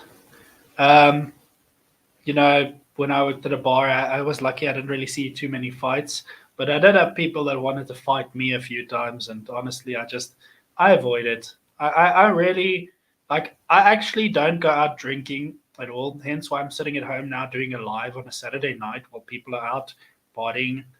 I don't have time for that. Like, I'll have a braai at home. We had a braai last night, but I don't have time to go and sit with drunk people who want to throw fists. There's much more pressing things to be worried about than trying to prove your ego. And I was actually talking to my neighbor, um, that my she's like the youngest in the apartment block complex that lives here. Like her ex, she's telling me now, he's pulling out gun pointing people at bars now. I'm like, ay, hierdie man. And he's like 19, 20 or whatever. He's 20. You gun pointing people already. Iemand gee vir hom net 'n lekker groot PK asseblief. Like if you bump into this guy, I mean, come on. What happened to the old days where people just threw fists and it was over? Now people want to gunpoint and shoot at bars. This is why I stay away from this shit. Like I went out to Madison's Avenue in Ravonia, okay, and like myself and my cousin decided to leave because there was some lighties, literally lighties, that were sooking for nonsense with us. Now I was sitting there chatting, talking to the barman, talking. I had quite a few drinks in. My cousin's there. He's staying sober because he's a pilot, and he'll get his license taken away if he gets arrested and whatever. But if he by the cops for drinking driving, anyways. And these youngsters come here. It's like, oh, will you have a clay? He's like, yeah, what? Yeah, have a drink. I'm just a sighty. What? I stand up. Okay, at that time I was bulking. It's probably like 100 kilos. Boom. It's like wearing a very tight shirt. It's like, oh yeah, this my nephew. This is my cousin. Yeah, he's also a sighty. It's like, well, yeah, sorry. These kids are probably about 18. So that's the thing that annoys me the most about pubs and bars. It's just the young kids. But anyways, we left. Other friends of ours, some Taiwanese people we know that hang out there, tuned us the next morning. No, there was actually a gunfight outside the pub about 30 minutes after we left, outside of Madison's in Ravonia. And you'd think Ravonia is a little bit more upmarket. Nope, it happens. You know, I went partying in Roodepoort. What a shit show. Anyone from Roodepoort on the stream, you probably know like Full Moon and Jenny's. Jenny's, half the people looked like they were on drugs. Full Moon, I walked through the front door and there was a bar fight. There was immediately a fight on the dance floor. I'm like, what the hell? This is the first time I go out in the West Rand and this shit happens. It's like, yeah, no. If I do go out, like if I'm in Pretoria Rugby Club, it's a nice, relaxed vibe. Quinn and Ball, Harlequins. Most people from Pretoria know that it's near the universities, everything. I stay away from the strip. That is not my vibe. The strip is dodge. And then, I like to pop in by a Henny's. Henny's is lekker. And,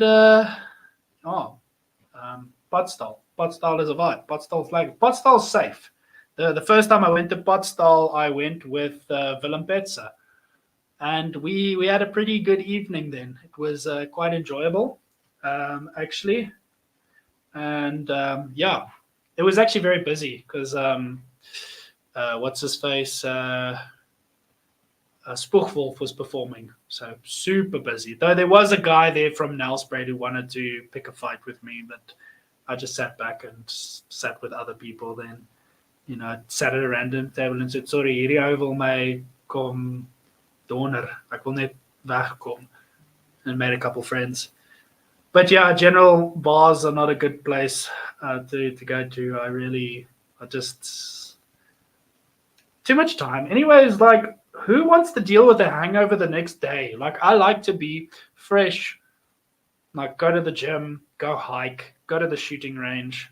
You can't shoot straight with a babalas. So yeah.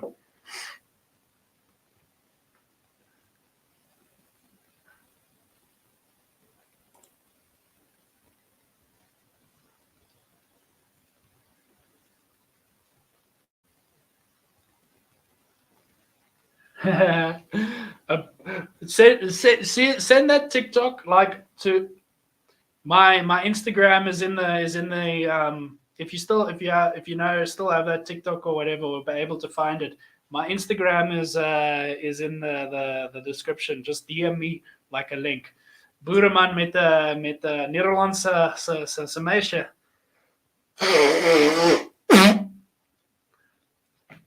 And girls from the Netherlands are quite good looking. I must say, like, yeah, like tall, beautiful, blonde. Actually, girls from Denmark and Sweden.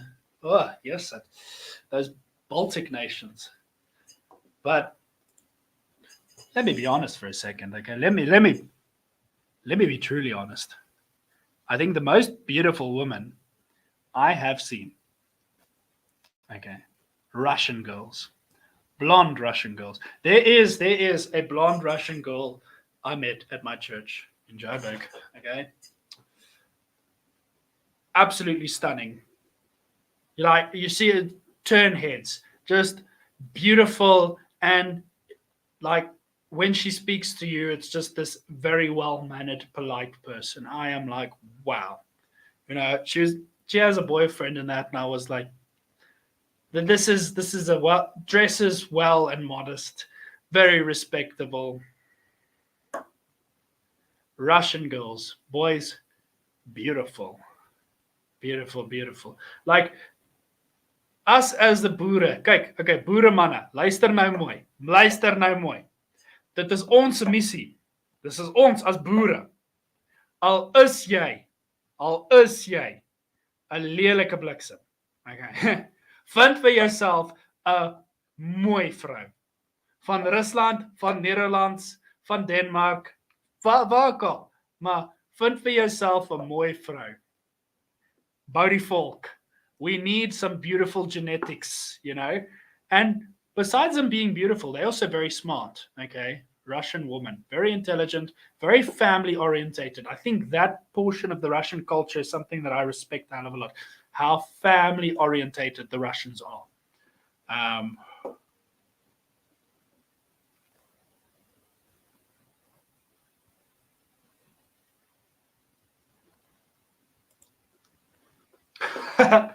See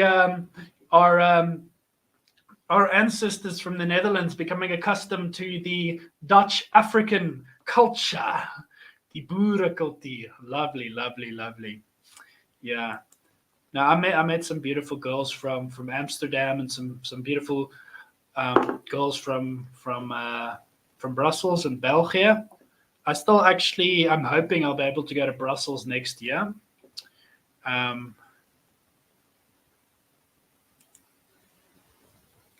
I do not watch football. So I'm not too clued up on Netherlands sports and everything. And like, I don't. I know mostly from the Netherlands and Belgium. I'm very clued up on their geopolitics and their monarchies, simply because they are our ancestors. Okay, the Dutch people, the Flemish people, they are our ancestors. Okay, the Low Countries. So I keep in tabs with their geopolitics and their monarchies. I must say, quite interesting is seeing the monarchies and mana. You got to keep your eyes open for those Boer that are privileged enough to get around the world and party with some elites. There are a couple of young, beautiful princesses that are single. That are also, some of them are heirs to thrones in countries and so on. Boys, a Boer prince here and there would not be a bad idea. I mean, we've got like Princess Charlize in Monaco, but she was born in Rhodesia in Bulawayo, so she's actually Rhodesian. Well, she is South African, but she doesn't really, she hasn't spoken too much on political matters in South Africa, and I'd understand neutrality in that. But we need like a Boer man, a true Boer man, to marry a European princess or so, and the Boer prince. That'd be pretty cool, won't it? I mean, I'm sure everyone would agree, eh?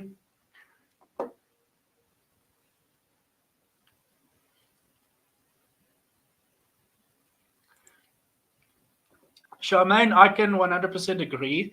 I think to give you guys a personal story of me is I was also somebody who was into the worldly things of partying and drinking a lot. So the day I decided to put down the bottle was the day I started on a very good journey. And I think we as a folk need to put down the bottle. It's okay to have a beer or a glass of wine with a meal. That's what I do. I pair my drink with meals. And I'm quite an enjoyer of beer. I love Oktoberfest. Um, and I enjoy wine, having grown up in the Cape and that, but in moderation, understanding that. Um, for me, what a big challenge was, and I think what really swayed me away from alcohol was my bodybuilding and gymming, just wanting to get in shape and do competitions. And I think more Boer need to focus on their fitness to that extent where it's like, okay, if I want to be in tip top shape, I need to give up everything that holds me back. That includes alcohol. We need to have sober minded people. When we are sober minded, we will be going forward. Also, alcohol is expensive. Okay. The amount of money I was spending on alcohol was quite a bit in a month, actually, back when I used to be quite a party animal. Go out and spend 500 to 1,000 a night, going out about 3 or 4 times a week. Yeah, it breaks your budget. I was constantly broke. The minute I stopped drinking, all of a sudden it's like, shit, I can afford more stuff now. I can save money. Now the only reason I'm broke is because of my my hobbies of shooting. Firearms, yes. Ammo is expensive. Okay. But go to the gym, boys. Go to the gym. Get jacked. Put the bottle down. Pick up the weights. And then also, the only thing you should be drinking is like water. Okay? Stay hydrated. Even stay away from sugary drinks. That's the best thing I can tell everyone. Go to the gym. Be a man. Be an alpha male. The gym is also where you find the better types of people as well. A lot of my friends I have these days is people I met at the gym. People of all ages, actually. The farm where I go shooting quite often, almost every weekend. Since I don't have a car anymore, I haven't been for the last 3 weeks, but I go shooting on a farm quite close here, and the owner of that farm is a woman that I met at the gym. So you make some nice contacts there. There's actually three pieces of advice I can give to all Boer. Eat healthy, which includes avoiding alcohol. Live a healthy lifestyle, exercise, and keep a healthy mind.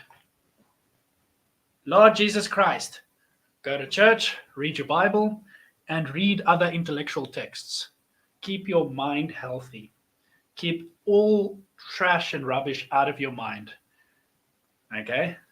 That is the best thing you could possibly do for yourself. Living a healthy lifestyle. If you eat healthy, avoid unhealthy foods, avoid too much alcohol, you're going to feel better already. You'll look better. If you exercise, you're going to feel better. You're going to look better.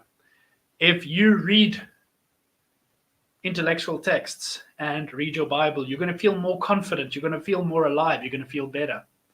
I think confidence is key, and God gives you a lot of confidence in your life.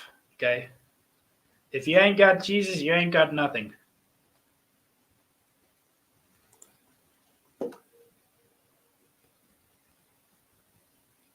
Yeah, we did lose a lot of people in the concentration camps. It's unfortunate, but we need to build our Volk. I think we could have, if we didn't lose so many people in the Boer War, we probably could have had a population of like 10 million Boer. Also, if we didn't lose so many people to immigration, we could have like 10 to 15 million Boer. We'd be equal on population of like places like the Netherlands, which I believe is around 17 million people or something like that. Or let me not lie, because I did a lot of research on the Netherlands and Belgium. Also, Belgium exists because they decided they were going to have a revolution, and they're the first. They elected to have a monarch. By the way, Belgium is 11 million people. Only 11.69 million people. And Belgium as a country has existed since 1830, in which they decided on their own they're basically a Catholic state that's a mix of French, Flemish, French Walloons, Flemish peoples, Dutch peoples of the north, and then a small population of Deutsch Germans. So they have those three languages respectively as official languages in their country. So yeah.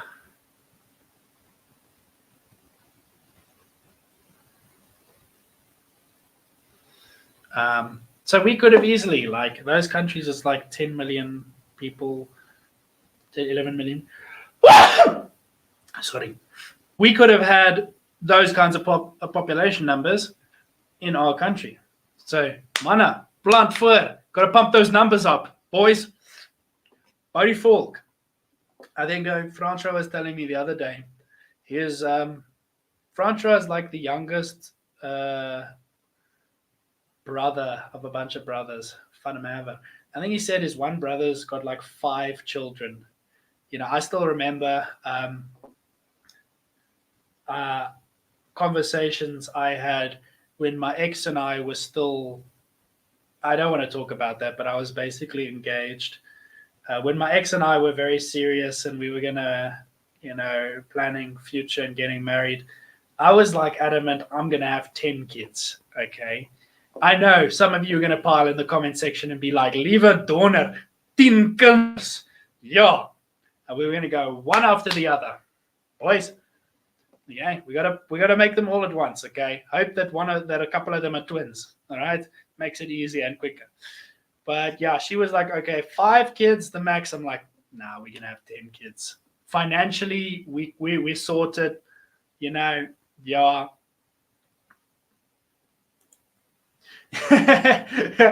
I knew it. Someone's gonna point you. Well, I wanted 10. Okay, I wanted 10. Like me personally. Okay, 5 kids. That's quite a lot. My parents. I was one of 3 with my mother, and I had a half sister because my dad was married once before, so we were like a total of 4. But yeah, 5, but 10. Imagine that, 10. Whoa. You got your own little tribe, your own little unit there. Imagine 10 boys. 10 boys. Or if you're unlucky, 10 daughters. Oh, Lord have mercy. Shame. So yeah, let me get through these other comments here.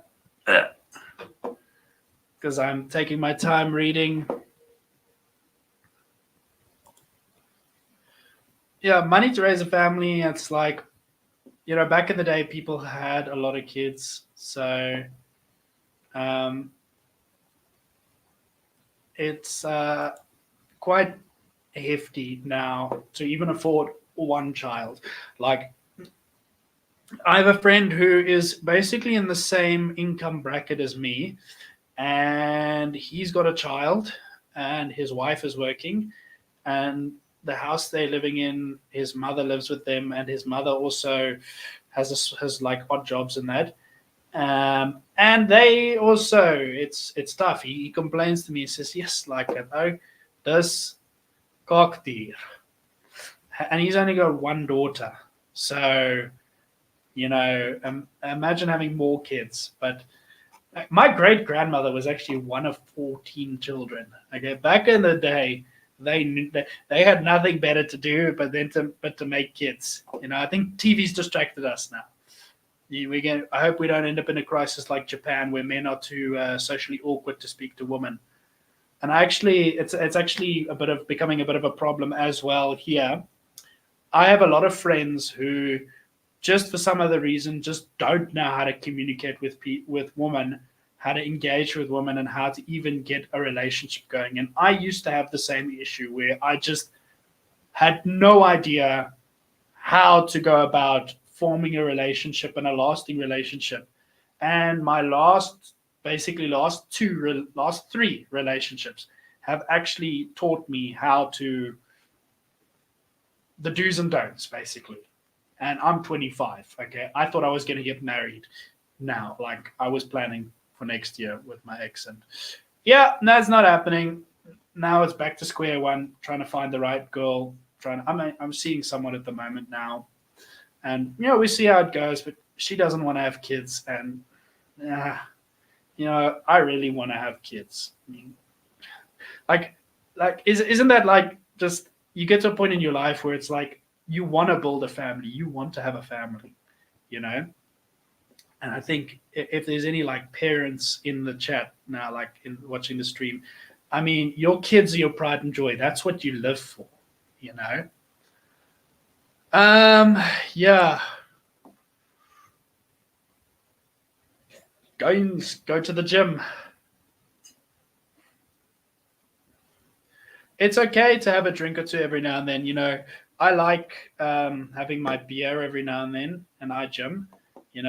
Like beer is okay. Hard liquor like brandy, it doesn't feel too well. Like I had a bit of brandy yesterday, and then I went to the gym today, and I just felt very lethargic. But I like a good lager every now and then, and so yeah, a beer now and again. I've like go like 6 months without a drink. It's fine. I'm just catching up with the comments now because comments are flowing very nicely.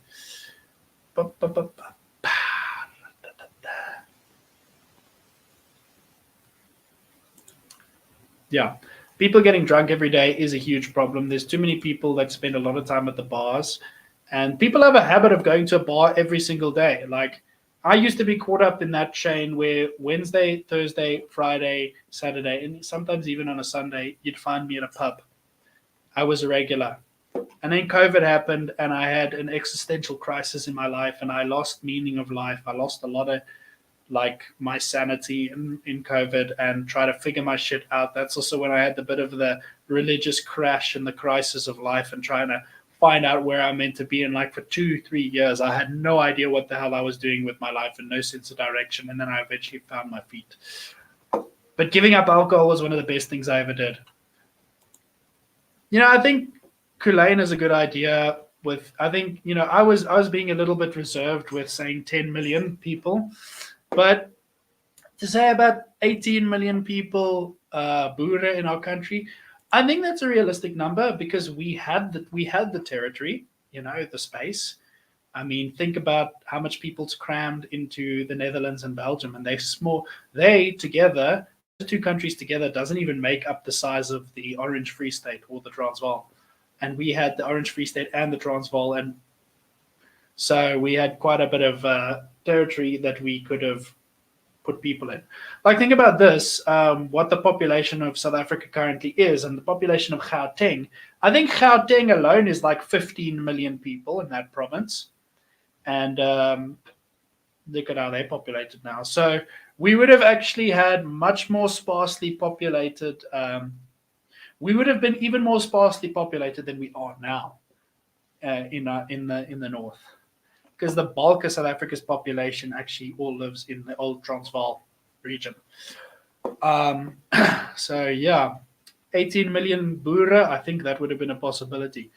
You probably find that also because of the prosperity, we would have probably had a lot of foreigners that would have come down from, or ancestral peoples coming down from the countries we originally come from, and assimilating to the new Boer culture, and also strengthening the gene pool therein as well.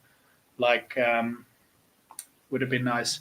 And like the volunteers that helped during the Boer War, had we won the war, I think a lot of them would have stayed in the country, assimilated into our culture, and brought their families across with as well, like the Australians, the Irish, the Russians. Look, a lot of the Russians and the Irish did stay, and they assimilated into the culture. I mean, you got an Irish descendant sitting here. So, yeah. We all part of that. I am partially Flemish, by the way, as well, just to let everyone know.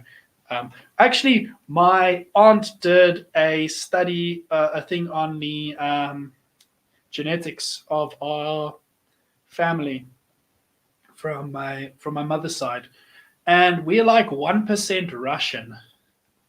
So Slava Rossiya, Slava Ruska, yeah. I find it quite funny, actually. Like 1%, a small percentage. Apparently, somewhere along the line, there was like a Russian individual that married into like the family, but for the most part, my mother's side is like a little bit of German, a little bit of English, a little bit of Scots, a little bit of Welsh, Cornish, a little bit of Dutch. Especially the Scots side, because the Scots and the Flems in the 1700s. And that orange book on the shelf there is actually Wealth of Nations by Adam Smith, and that talks about the 1700s, the woolen trade. It's mentioned in there. So Flanders, and so a lot of the like Alexander Fleming, who invented penicillin. Fleming, he was Flemish. He was a Flemish Scot.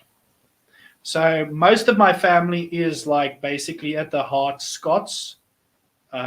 Like even our Northern Irish family is Irish, no Irish lords, and the Irish lords come from the Scottish lords. So in essence, we are like basically we are a mix up of Gaelic and Gaelic, Nordic, and Netherlandic peoples. Yeah, if you could put it that way. So it's interesting when you dig into your own history and you find all these things. So yeah, talking about family numbers, 1 of 8. Eerlikheid. Ja. Yeah, big families. It's always nice, big families and that.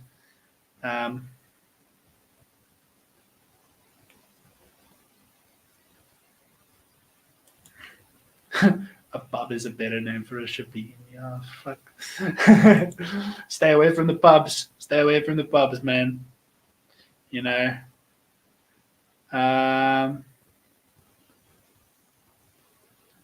Just gonna read through the comments, see what you're all saying here.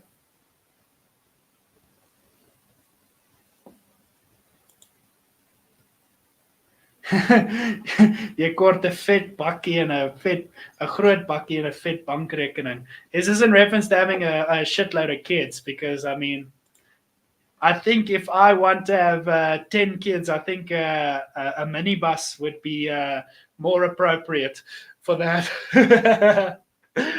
Yeah, no.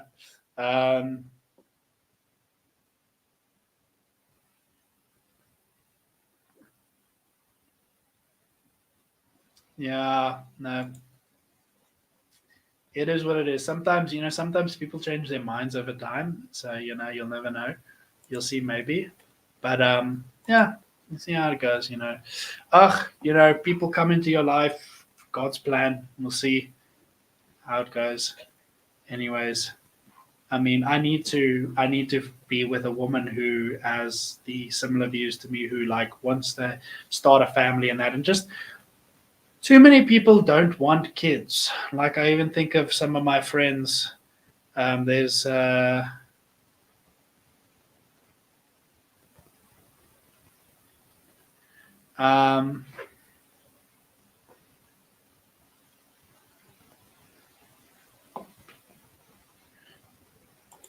in reference to the Bucky comment, big Bucky and a fit bankrekening.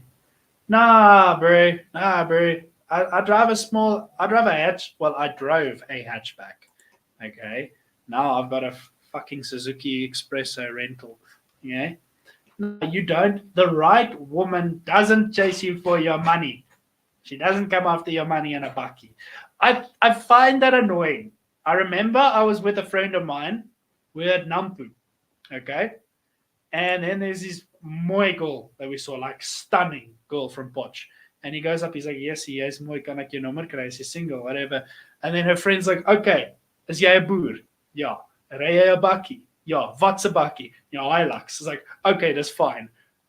I'm standing there like, my fuck. Is that really your criteria for choosing a man? He's got a farm. He's a farmer. He drives a bakkie. Yeah.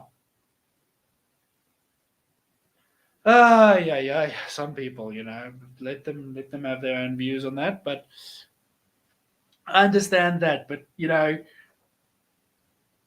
onthou, meeste van die tyd is dit die bank se bakkie. Hy het baie skuld. You see.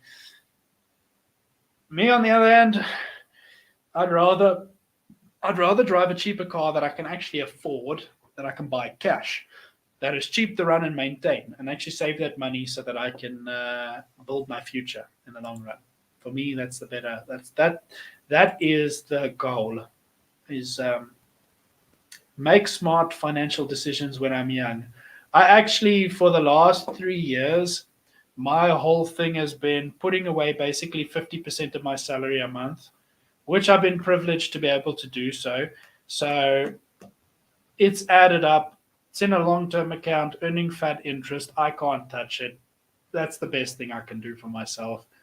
I try to survive literally on like less than a third of my salary on the bare minimum. Um, and yeah, so far it's been okay. Um, now, so but I don't have expenses like a vehicle and that at the moment. So yeah, um,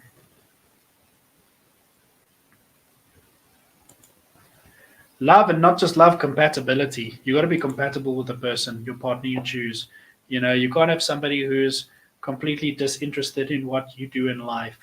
You know, um, it doesn't really help much. She's got to have the same faith, same interests, same moral values, and she's got to be willing to walk the extra mile with you. My brother's, well, my I call him my brother, but he's not actually my brother. My brother from another mother, Mr. Andre. Andre's partner. She said to me, says, if your partner, okay, your girlfriend or whatever, wife, if you get arrested and she's not waiting for you at the police station with bail money and your lawyer, she's not meant for you. When the times get tough, if she jumps ship and she runs, or she breaks down crying and is not able to know what to do, then she's not for you. And okay, Andre's partner, she's a tough woman. Okay, so I take her word. She's one of those ordentlike boere vrouens who knows how to handle herself.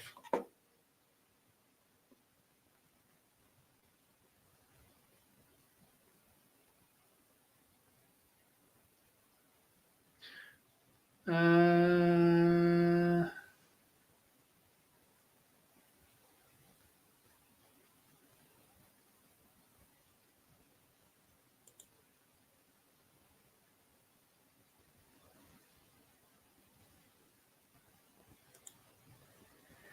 okay, talking about now genealogy and mixed DNA. Okay, us as Boer, we are basically at the foundation level. The first settlers were Dutch, German, French. Okay, later Anglos came from the British, Scots, Irish, and so on. At the core, we are Western European. We are mostly Germanic peoples. That is the best way to simplify the Boer DNA. Okay, this idea of having mixed African DNA in us is a potos. Whoever came up with that idea, because when we did our like genetic whatever tests to see our ancestry, absolutely no African in us at all. Okay, so the idea that most of us are mixed with black Africans, no, no, no, no. If you were, then you'd be a colored, you know, and that's an entirely different race class. So just yeah. The whole world has got these weird ideas of genetics and things now. But yeah, now we basically, I think we've lived in South Africa so long. We've been in Africa so long that we can now put us as our own unique genetic pool. I think 100 years from now, with if we don't intermix too much with other countries outside of ourselves and we like become isolated, then we'll just become one genetic stream. But we need to have refreshed DNA um, in our country.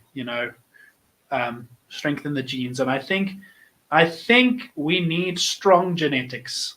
All the wimpy, simpy, liberal soy boys and the feminine men need to um,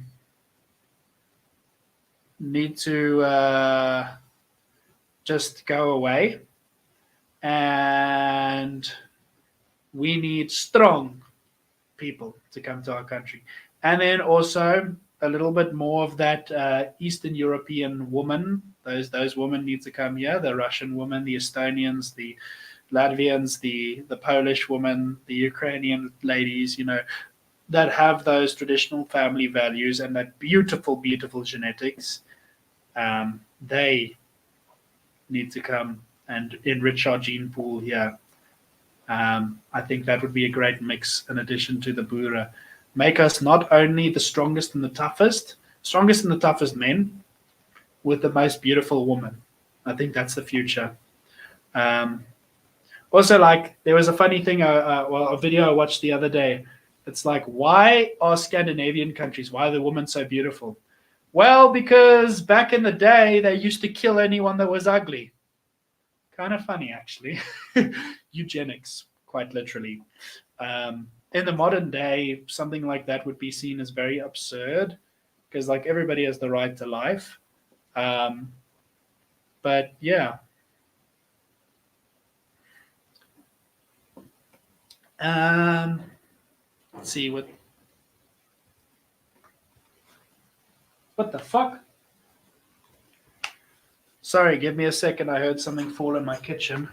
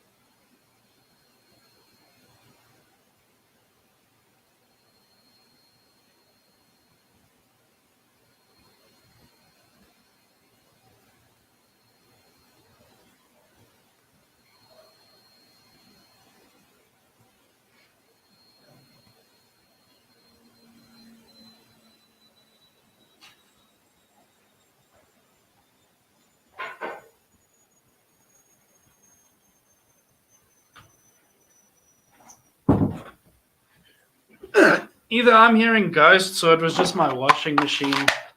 But I get a little jumpy with sounds. It's just ek's maar 'n bietjie bossies. Genade. Hierdie fucking hare.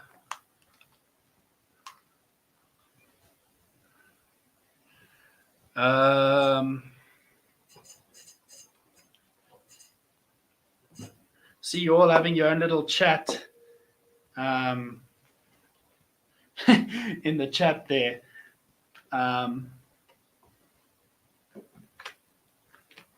Let me just catch up with what everybody is saying.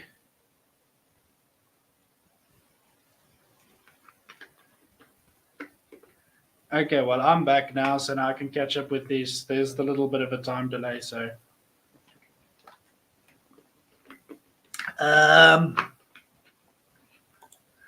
Most of the DNA kits are taken with salt, quick money schemes. Yeah, like, look, our family, my aunt did quite an extensive test. She didn't just do one of those cheap tests. She did like a proper test, and she's in the medical field. So she had access to do proper tests, I believe. No, not a haunted house. Look, I stay in a complex, so there are neighbors and that. So any noise could have come from them. We are on the edge of a nature reserve, but like, um, yeah, very funny, very funny. Um, the last complex I stayed in was definitely haunted. That like I felt uneasy. My neighbor felt very uneasy. A lot of people in the complex just felt like there was this like very dark spirit there, and like there I experienced a lot of that. What do they call it? Lucid dreaming and sleep paralysis. Where you basically lose like where this all sleep paralysis thing. Uh, where you awake but your body's still paralyzed because when you sleep, your body is paralyzed, but you're awake and your awareness like this shadowy figure strangling you or something like that. I thought I was mentally screwed, but actually, no, it was like psychological, actually, a proper thing.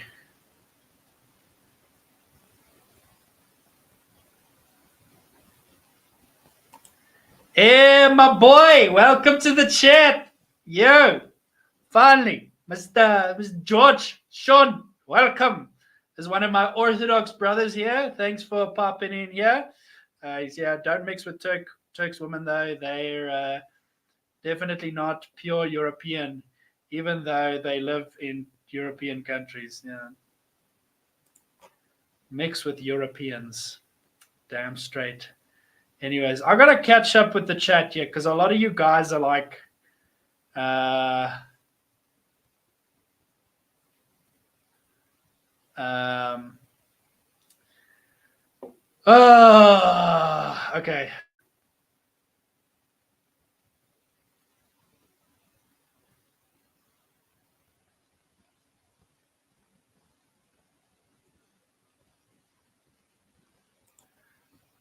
That was probably a propaganda thing saying that he probably selected a number of people out of a particular region where people were quite mixed. He probably selected out of a population of people that's like a little mixed with Cape Colored and so because there are a lot of people that like they're white on the outside but they're little Cape Colored. Like I had a friend like she's white, her mom's white, and her dad's like half colored, half Italian. And you can see she's not very light skinned, but you could see like just the way she spoke. She had the accent, but she genuinely looks white, and but she's like mixed. Um, that is a believable thing. Like there was a lot of Armenians, and Jesus did speak Aramaic, so perhaps we'll never really know the true genetics. I think the Vatican probably has information on this. Yeah, George, maybe George, if you can, if you know, I don't know if you learned like any if you know anything. What's the Orthodox perspective on like the genetics of Jesus? I don't know if there actually is anything on that. But definitely, he's definitely not African because there's a lot of people that think Jesus was African. That's no. I mean, the Middle East is not Africa, and the people at the time were of the Indo-European grouping, so quite light-skinned. Uh,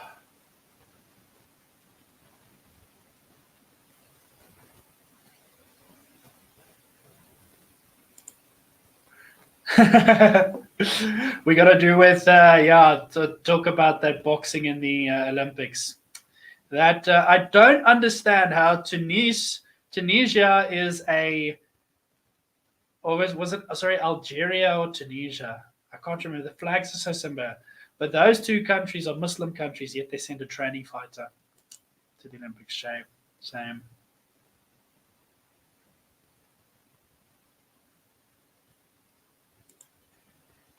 Okay, now this The wokies out there might cancel me on YouTube for agreeing with this, but as a conservative white South African, I agree. Keep it white. Keep to do not mix. Do not racially mix. I am like in that mindset. Keep to people of similar culture, similar ethnic makeup, and all of that. So that's compatibility is the other thing. I see way too many mixed couples, and I'm not a fan of race mixing, to be honest. I have a friend who is a result of a racially mixed family, and he got bullied a hell of a lot more by black people than anyone else. And he reflects a lot more with the whites than he does with the black side. So, yeah. What a WhatsApp group of so? There's a WhatsApp channel link in the description. Just go down to the bottom. You'll see it's just above my Instagram and Facebook links, just underneath the bank details. Then there's a link to a WhatsApp channel that I've got. I can actually check and see if anyone's joined since the stream. Yeah, this is the WhatsApp channel. Oh, the link is there in the description. Guys should join. I actually forgot to post on there about my stream. Oops. I'm getting used to using this stuff, but I'll post the stream after the fact. This is getting to be a very long stream, actually, but I'm enjoying this chit chat. Maybe I'll invite on another friend of mine here if he's available for a quick chat.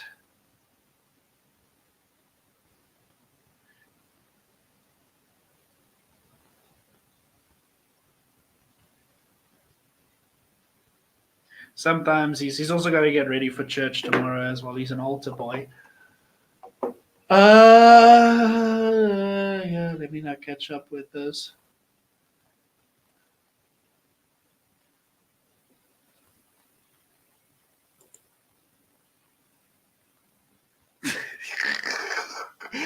Is that your comment you're making about Scarlet Monarch, aka George? Because another nickname for him actually is Uncle Ruckus. Because this comment, Scarlet Monarch, this is actually a personal friend of mine, and he is a an Uncle Ruckus fella. If you understand what I mean.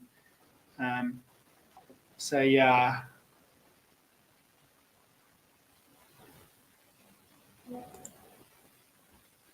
Yeah, the Jews do consider themselves, a lot of the Jewish purists consider themselves to be an entirely different race, and they view all other people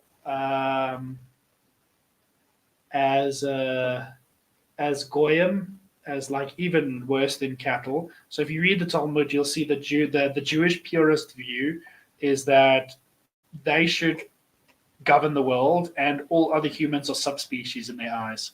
That is the Talmudic view, which is disgusting. But generally, most Jews don't believe that. Most Jews are just culturally Jewish. Yeah. Yeah,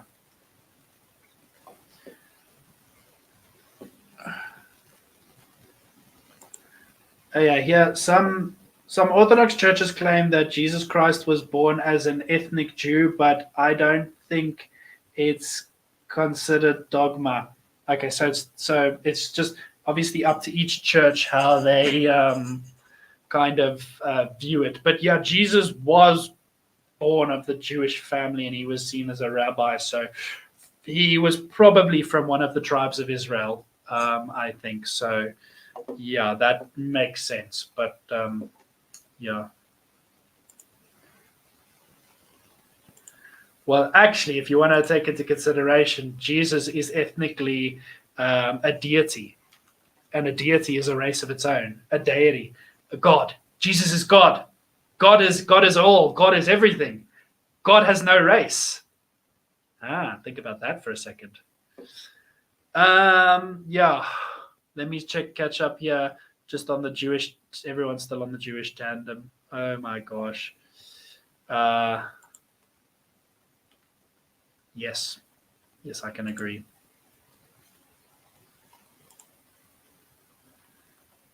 Yeah, I know some churches all have a different view on the ethnicity of Jesus and that. But at the end of the day, what we do know is he was born of a Jewish mother.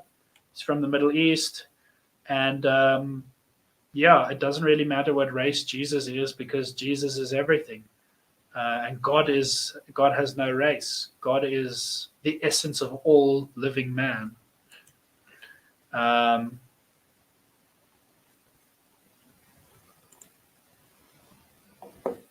Yeah, globalist triple X. So that small portion, what you call the Khazars, they are the Talmudic Jews. They are the small percentage who are the supremists, who are triple X, who are yeah, that Kulain talks about it. And I'll probably get cancelled for this thing. Like once again, as I said, I'm not bashing on Jews. 90% of Jews don't really care about this stuff. It's a small percentage that believe in the supremacist ideologies. It's a thing around the world. Every culture has its supremacist groups.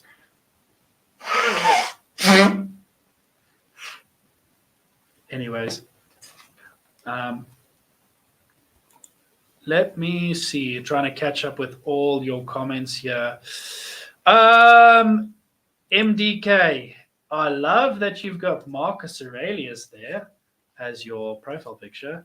My Instagram photo is actually, I think it still is Marcus Aurelius. Actually, let me have a look. Or it was for the longest time. Marcus Aurelius. Yep, my Instagram profile picture, Marcus Aurelius. Greek Roman emperor, one of the best ever. But just to answer your question, the take on the coming American elections, and we actually spoke about this at the beginning of the stream. It's come up like 2 or 3 times. Trump will have a landslide victory. Donald Trump will win. America is in the makings of a greater imperial power. I think an imperial dynasty is going to be born of Trump's victory. Camila Harris is not going to get any far, no matter how much propaganda they throw out there. If Camila Harris wins, America will divulge into a civil war. Trump's victory is going to be the same as the victory with Reagan, because Ronald Reagan, they also failed to assassinate him and he came back stronger and he won. So at the end of the day, that is exactly what's going to happen with Trump. He's going to win. Oh yeah, you got another Jew boy. Sorry, another Ortho bro. Sorry, Ortho bro. This is the guy who was going to join the stream, maybe, but we'll have him getting in at another time.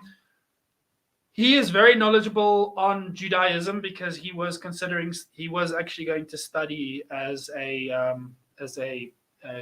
rabbi. Actually, now he's Orthodox and he wants to become a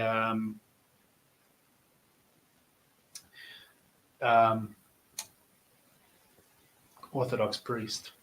Well, he first needs to find a wife so he can get married and then go to seminary. We'll find you a Russian wife, brother. We find you a woman in Moscow. Yeah, good Russian lady. Anyways, any Jew that truly follows Talmudic falls under the Jewish supremacist bubble. And that is the problematic Jewish group, the Jewish supremacists. So lovely. We've got 2 of our Orthodox brothers here. Remember, I have been skipping on my Russian lessons. Нет, Nitnushka, Nitruska. I can't read Cyrillic. Okay. I still haven't gone for my Russian lessons. Sucks. I spent most of my time just with the mastering the Flemish. Trump 24, baby! Trump 2024! Trump for the win. I think if Trump was dead now, it would have definitely, I think, it would be very hard to say what would happen because conservatives don't just act to violence, but I think the woke people would have shoved it in everyone's faces. But I think one of Trump's son would have, Donald Jr., probably would have stepped up, or Barron, even though Barron is so young, but I think one of them would have stepped up, honestly. I think as young as Baron Trump is, I do see him as being a very good leader, future leader for America at a young age. Yep, Babylonian Talmud.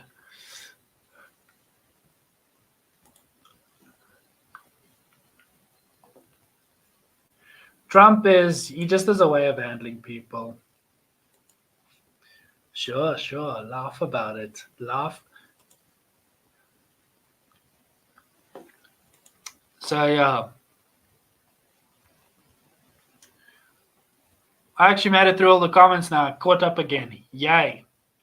So guys, anyone like, subscribe, share the channel, share my content. If you want to make a donation to the channel, feel more than welcome. All the information's in the bio. Follow my social medias, Instagram, Facebook, the lots. Yeah.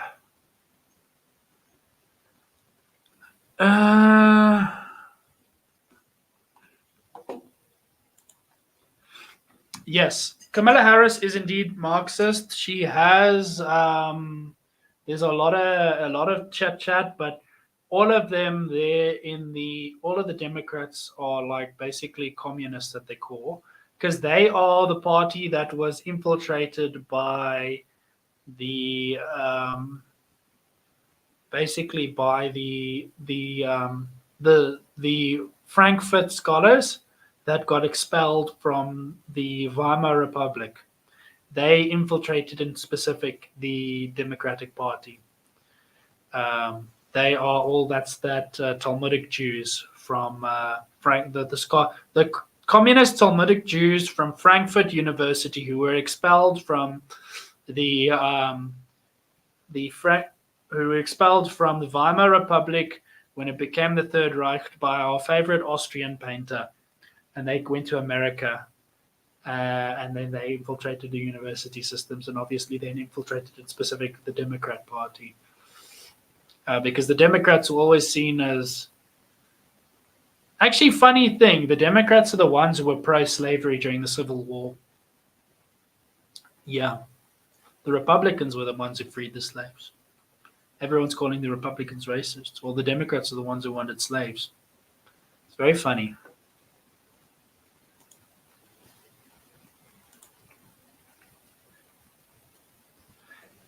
Geswat, ongelukkig nie offisieel geswat. Ek het militêre opleiding gaan doen. Hence the camos on the chair. We actually got different camos. Beware. Ek het gaan opleiding militêre. Actually, hang on a second.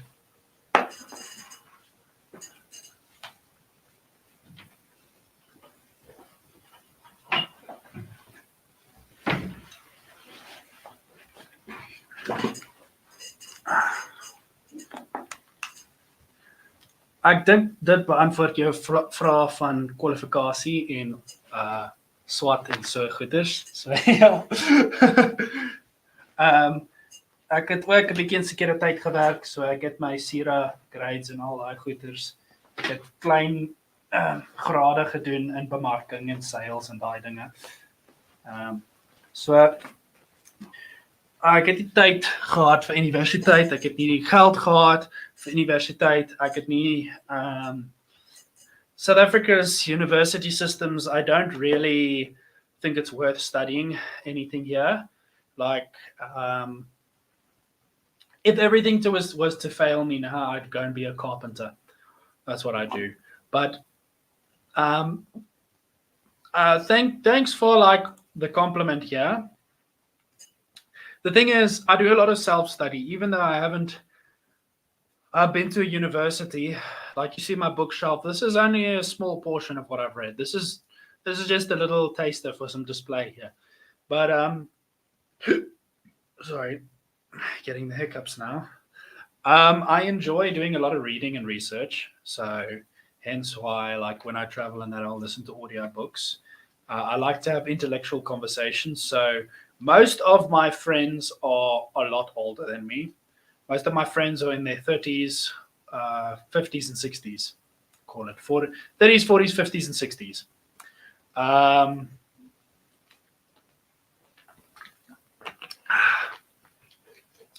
So I didn't feel like going into debt to study a degree that I was probably not going to use. So I did the military background, the military training in that, and I've managed to utilize that quite a lot because that field, the strategy you learn, strategy can be applied in day-to-day life. That military discipline, that awareness and that stuff, I think it's really, you can incorporate it in life quite a lot. And it's a very, very positive thing. So my beret actually sits on the shelf there next to the military books. It's a black beret, so you can kind of see the symbol on it there. But if you check on my Instagram, there will be a couple photos. No, actually not on my Instagram, on my Facebook. The cover photo is me in uniform at a parade. There was actually a Delvelwood parade, Delvelwood Memorial Parade recently that I attended. So yeah, no. A lot of my stuff is just self-study, reading books, and that's honestly the best way to learn. You don't need to have a degree. You know, there are obviously certain fields, like if you're a doctor or a lawyer, you know, or an accountant, you got to have a degree for that because it's a very strict and stringent field where people's lives are in the balance. But other than that, business and that, yeah.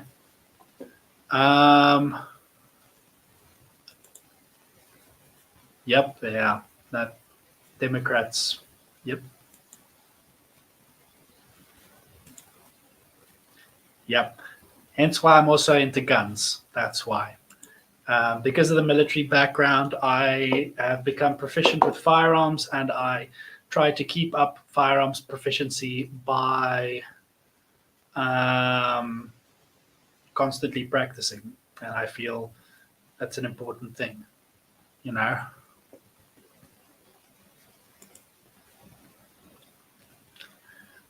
There's no point. That was a wasted degree as well. Like I would go, and I actually wanted to get my real estate license at a time, so you have to actually study in that.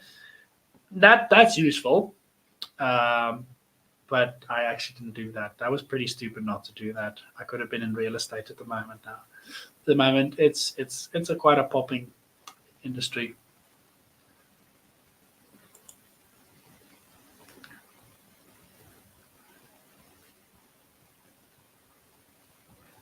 With our law, you have to do, if you go overseas, you have to do other bridging courses and that because that's that's just how it is.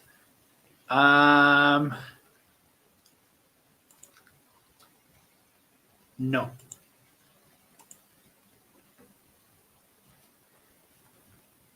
Author Bro gave the answer to that one. Why join the Americans? No, I don't feel like there's too much to fight for here in South Africa. You know, I'd rather stay here and fight here.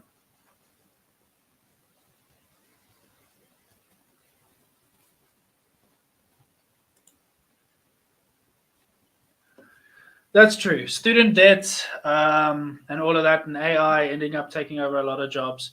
Like, rather just go back to basics. Be a tradesman, learn how to do something useful, or become financially independent by trying to become irreplaceable. And that's actually what I've done. Even though the VF Plus is trying so well, the leaders of the VF Plus is trying so fucking hard to get rid of me. They honestly, like a comment that the deputy youth leader made to me personally when I told her of my suspension. They said they're losing a good leader if they get rid of you. And I'm grateful for that. You know, that kind of comments. You got to be indispensable, irreplaceable.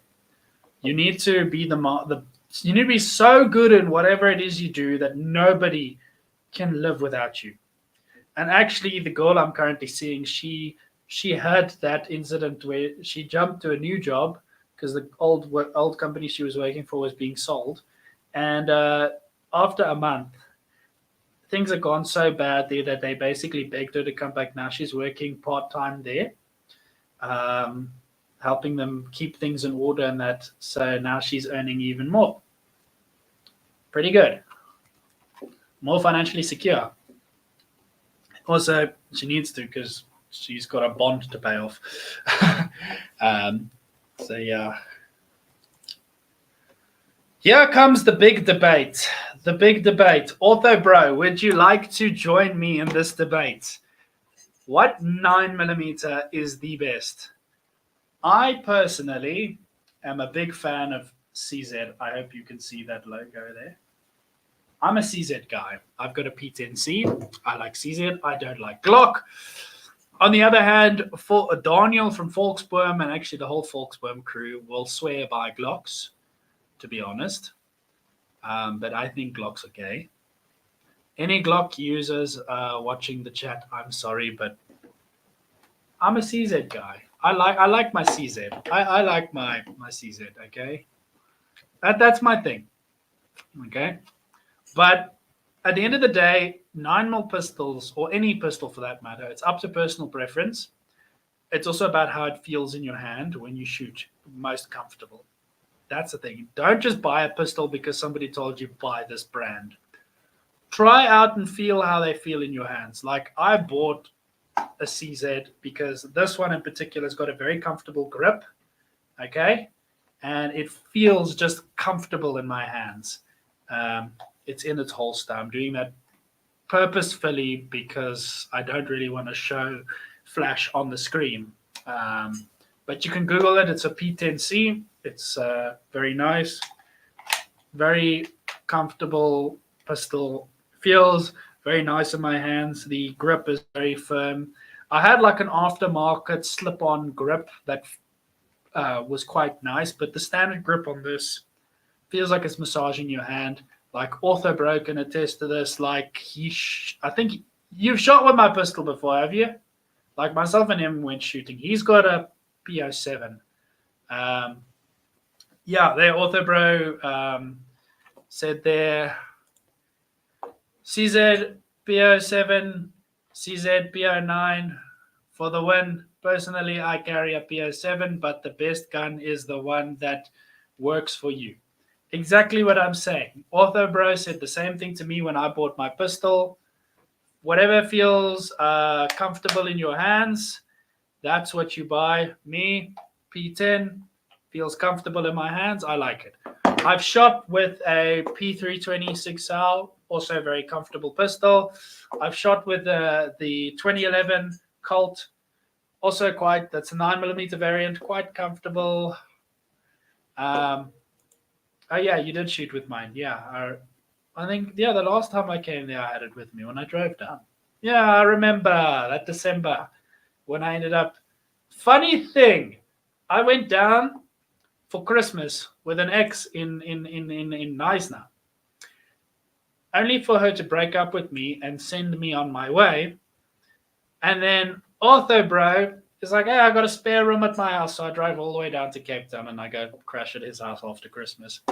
After having to spend Christmas in a backpackers, by the way, in wilderness. Best time of my life. I had fun. Yeah.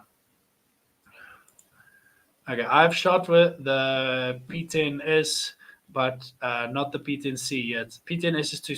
Yeah, the P10S is it's subcompact, so it is quite a small pistol. So for me that one is way too small. The P10C is a nice medium. Like I got sizable hands, okay, and this thing fits perfectly in my hand, okay, so.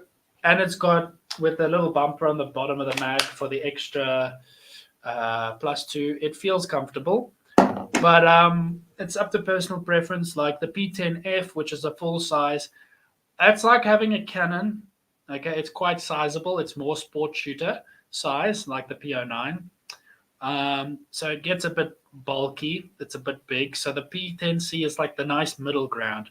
P10S is more a woman's gun. It's smaller. It's for like your smaller petite lady, smaller hands. It's more for her. Thoughts on revolvers? I personally, I have a 38 special as well. Very nice. 38's a nice sizable caliber. 357 mags also pretty cool. With revolvers, they good trail guns and your hunting sidearms. Then yeah, like my 38's a snub nose. I wanted a full size 38, but I took what I got. I bought it for R1,000. By the way, revolvers are really cheap. 357 mag is also a pretty good revolver as well. I think my uncle carries a 457 Magnum.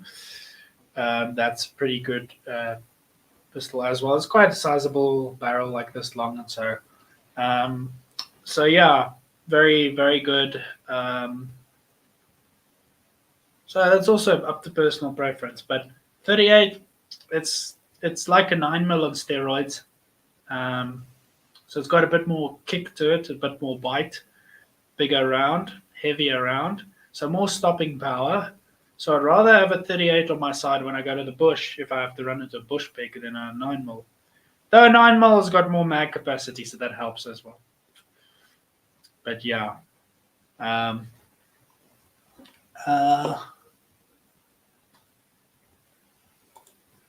love watching police activity on YouTube, dash cams and body worn cameras. Yeah, seeing that stuff, the minute action, that's pretty cool. That is the cool stuff. Seeing that. Yes, Author Bro, what you're saying? Yeah, forget comfort when it comes to shooting. It really depends on what you are familiar with.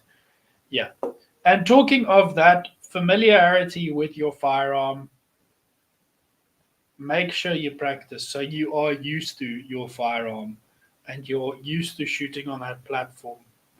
But also diversify platforms and shoot with other things as well, to just because you never know in your situation, you're going to have to use what's available to you.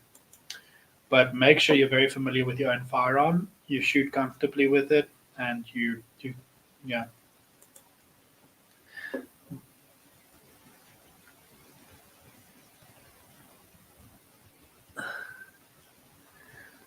Nice. 22. Well, was it a 22 rifle? Was it a 22 revolver? Because 22 revolvers are pretty cool. Like, I'm actually looking for a 22 revolver or a 22 mag fed pistol. But like a normal pistol, mag fed 22, they're very hard to come by. There's one that's designed where the slide on it is like the Desert Eagle slide, just the back part slides. And those are 22 is fun because it's cheap. I mean, you're paying what, R1,000 for a box of 500 rounds. You know, it's cheap.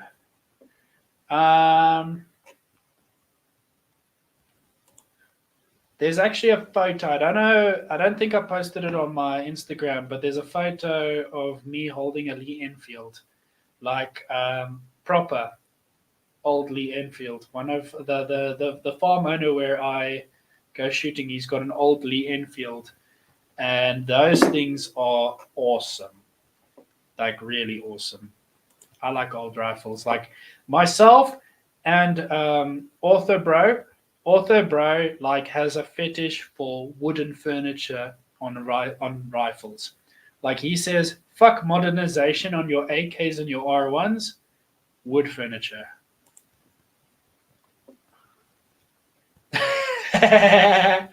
Got a mag dump like 17 rounds on a bush pig. Right, you're just gonna piss that thing off. 9mm rounds just don't have the heavy enough kick to get through. 38 will crack a thing's skull. 9mm will hit it in the skull and well, I've actually never shot I've never shot a bush pig with a 9mm before, to be honest. But yeah. Anyways. This is the big debate. This is the real big debate. Author Bro, do you want to join me on this debate?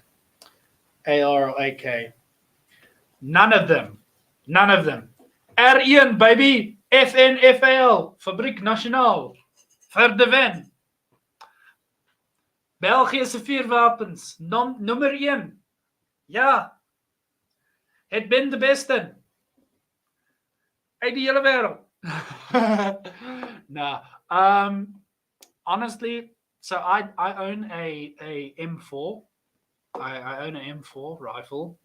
So I'm used to the AR platform. The thing I hate about it is that middle charging handle.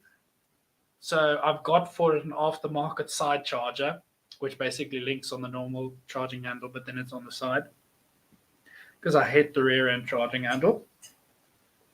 AK platform just works a lot better for Africa, for that sand, that mud, that all that. The AK platform is just a big time winner. I mean, it's why we still use the, you know, the Galil LM rifles. Why we use the R1. That was built off of like the AK style platform, very similar in how it operates. So the AR platform has its place, but it's it's up to personal preference at the end of the day. AR is a very modular rifle. So in terms of upgradability and your like for me, my plan, what I want to do with my M4. So I want to silencer, extend the rail to the silencer, put a bipod, put a dong, and put a laser torch on it as well, and then a nice scope, like nice marksman scope on it. And then that's sorted. I might go for a marksman style fixed stock on the rear instead of the adjustables. Take off the standard adjustable stock, but with the upgraded buffer tube, just for recoil reduction. Because my build I'm going for with my M4 is more for a marksman build. I've got a 16-inch barrel. I wanted a longer barrel rifle, more like an 18-inch to a 20-inch, but availability and price was more an issue. And it's 223, so kind of not really worth it. If I had a 308, I'd go for a 24-inch barrel. Much better for your long range. You've got an optimum length, barrel length that kind of works well. Like too short, too long. I think 24 inches, you get kind of like the best muzzle velocity out of your rounds. So yeah, but AR or AK is highly dependable on what you want to do with the rifle and what like your personal preference is, what like how you feel. The AK platform, it's cheaper to buy the rifles. AKs are available in 223. Ammo is cheaper and easier to get. 7.62 by 39 is a little bit more pricey and harder to get your hands on. Safari Outdoor managed to get their hands on some Romanian ammo. So they've got, but for who knows how long, they were actually going at a pretty decent price as well. But AKs fly like hotcakes. Like I still want to buy buy an AK. They used to, your Narinkos were your cheapest at 7,500 5 years ago. They're now going for like 14,000, 15,000. That's what you're going to pay for an AK. For an AR, you're going to pay about 25 to 30 grand. But no, it's pretty decent. I think with AKs, go for a Saiga, or there's another brand. Can't quite remember, but they also pretty good. They also the one brand does make a 308 AK variant. That's pretty cool. Like AK that can shoot a kilometer with a 24-inch barrel. Fucking nice. AK sniper. 22 rifle, German Luger. I think that called it could be wrong. So okay, that was the 22 that your family had. Yeah, old rifles are quite collectible. I've seen like an old collector's 22 go for like 150K. But yeah, .22 is nice and cheap. And the nice thing I like is I want to get a conversion kit for my AR. You get a nice .22 conversion kit. And lucky you don't need to change the barrel, because 223 and .22 is, you've got microns of play. It's almost non-existent. So you can basically, I don't know if you do have to change the barrel or if you can use the same barrel, but I know with other calibers, you change the barrel, change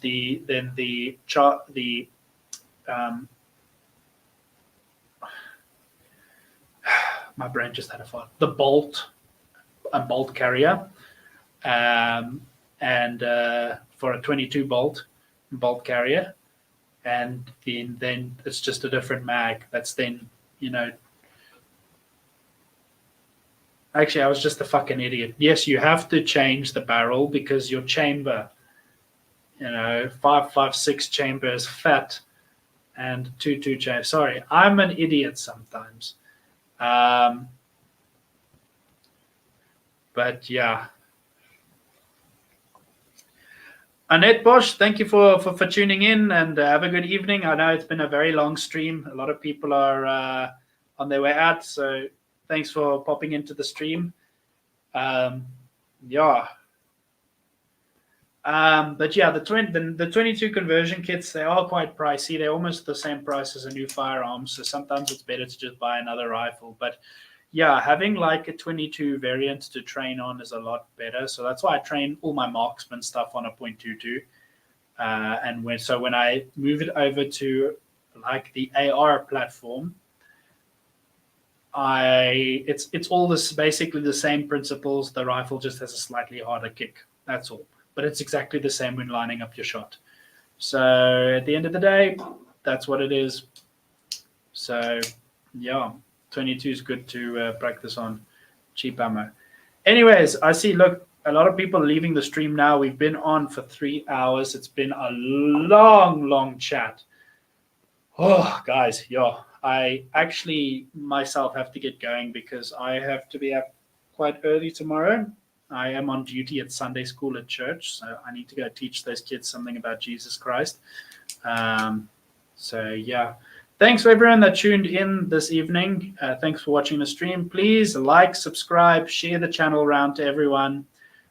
Feel free to follow my social medias. For those that can, donate to the channel, support financially. And yeah, thanks for joining the live stream. Until next time, have a good night.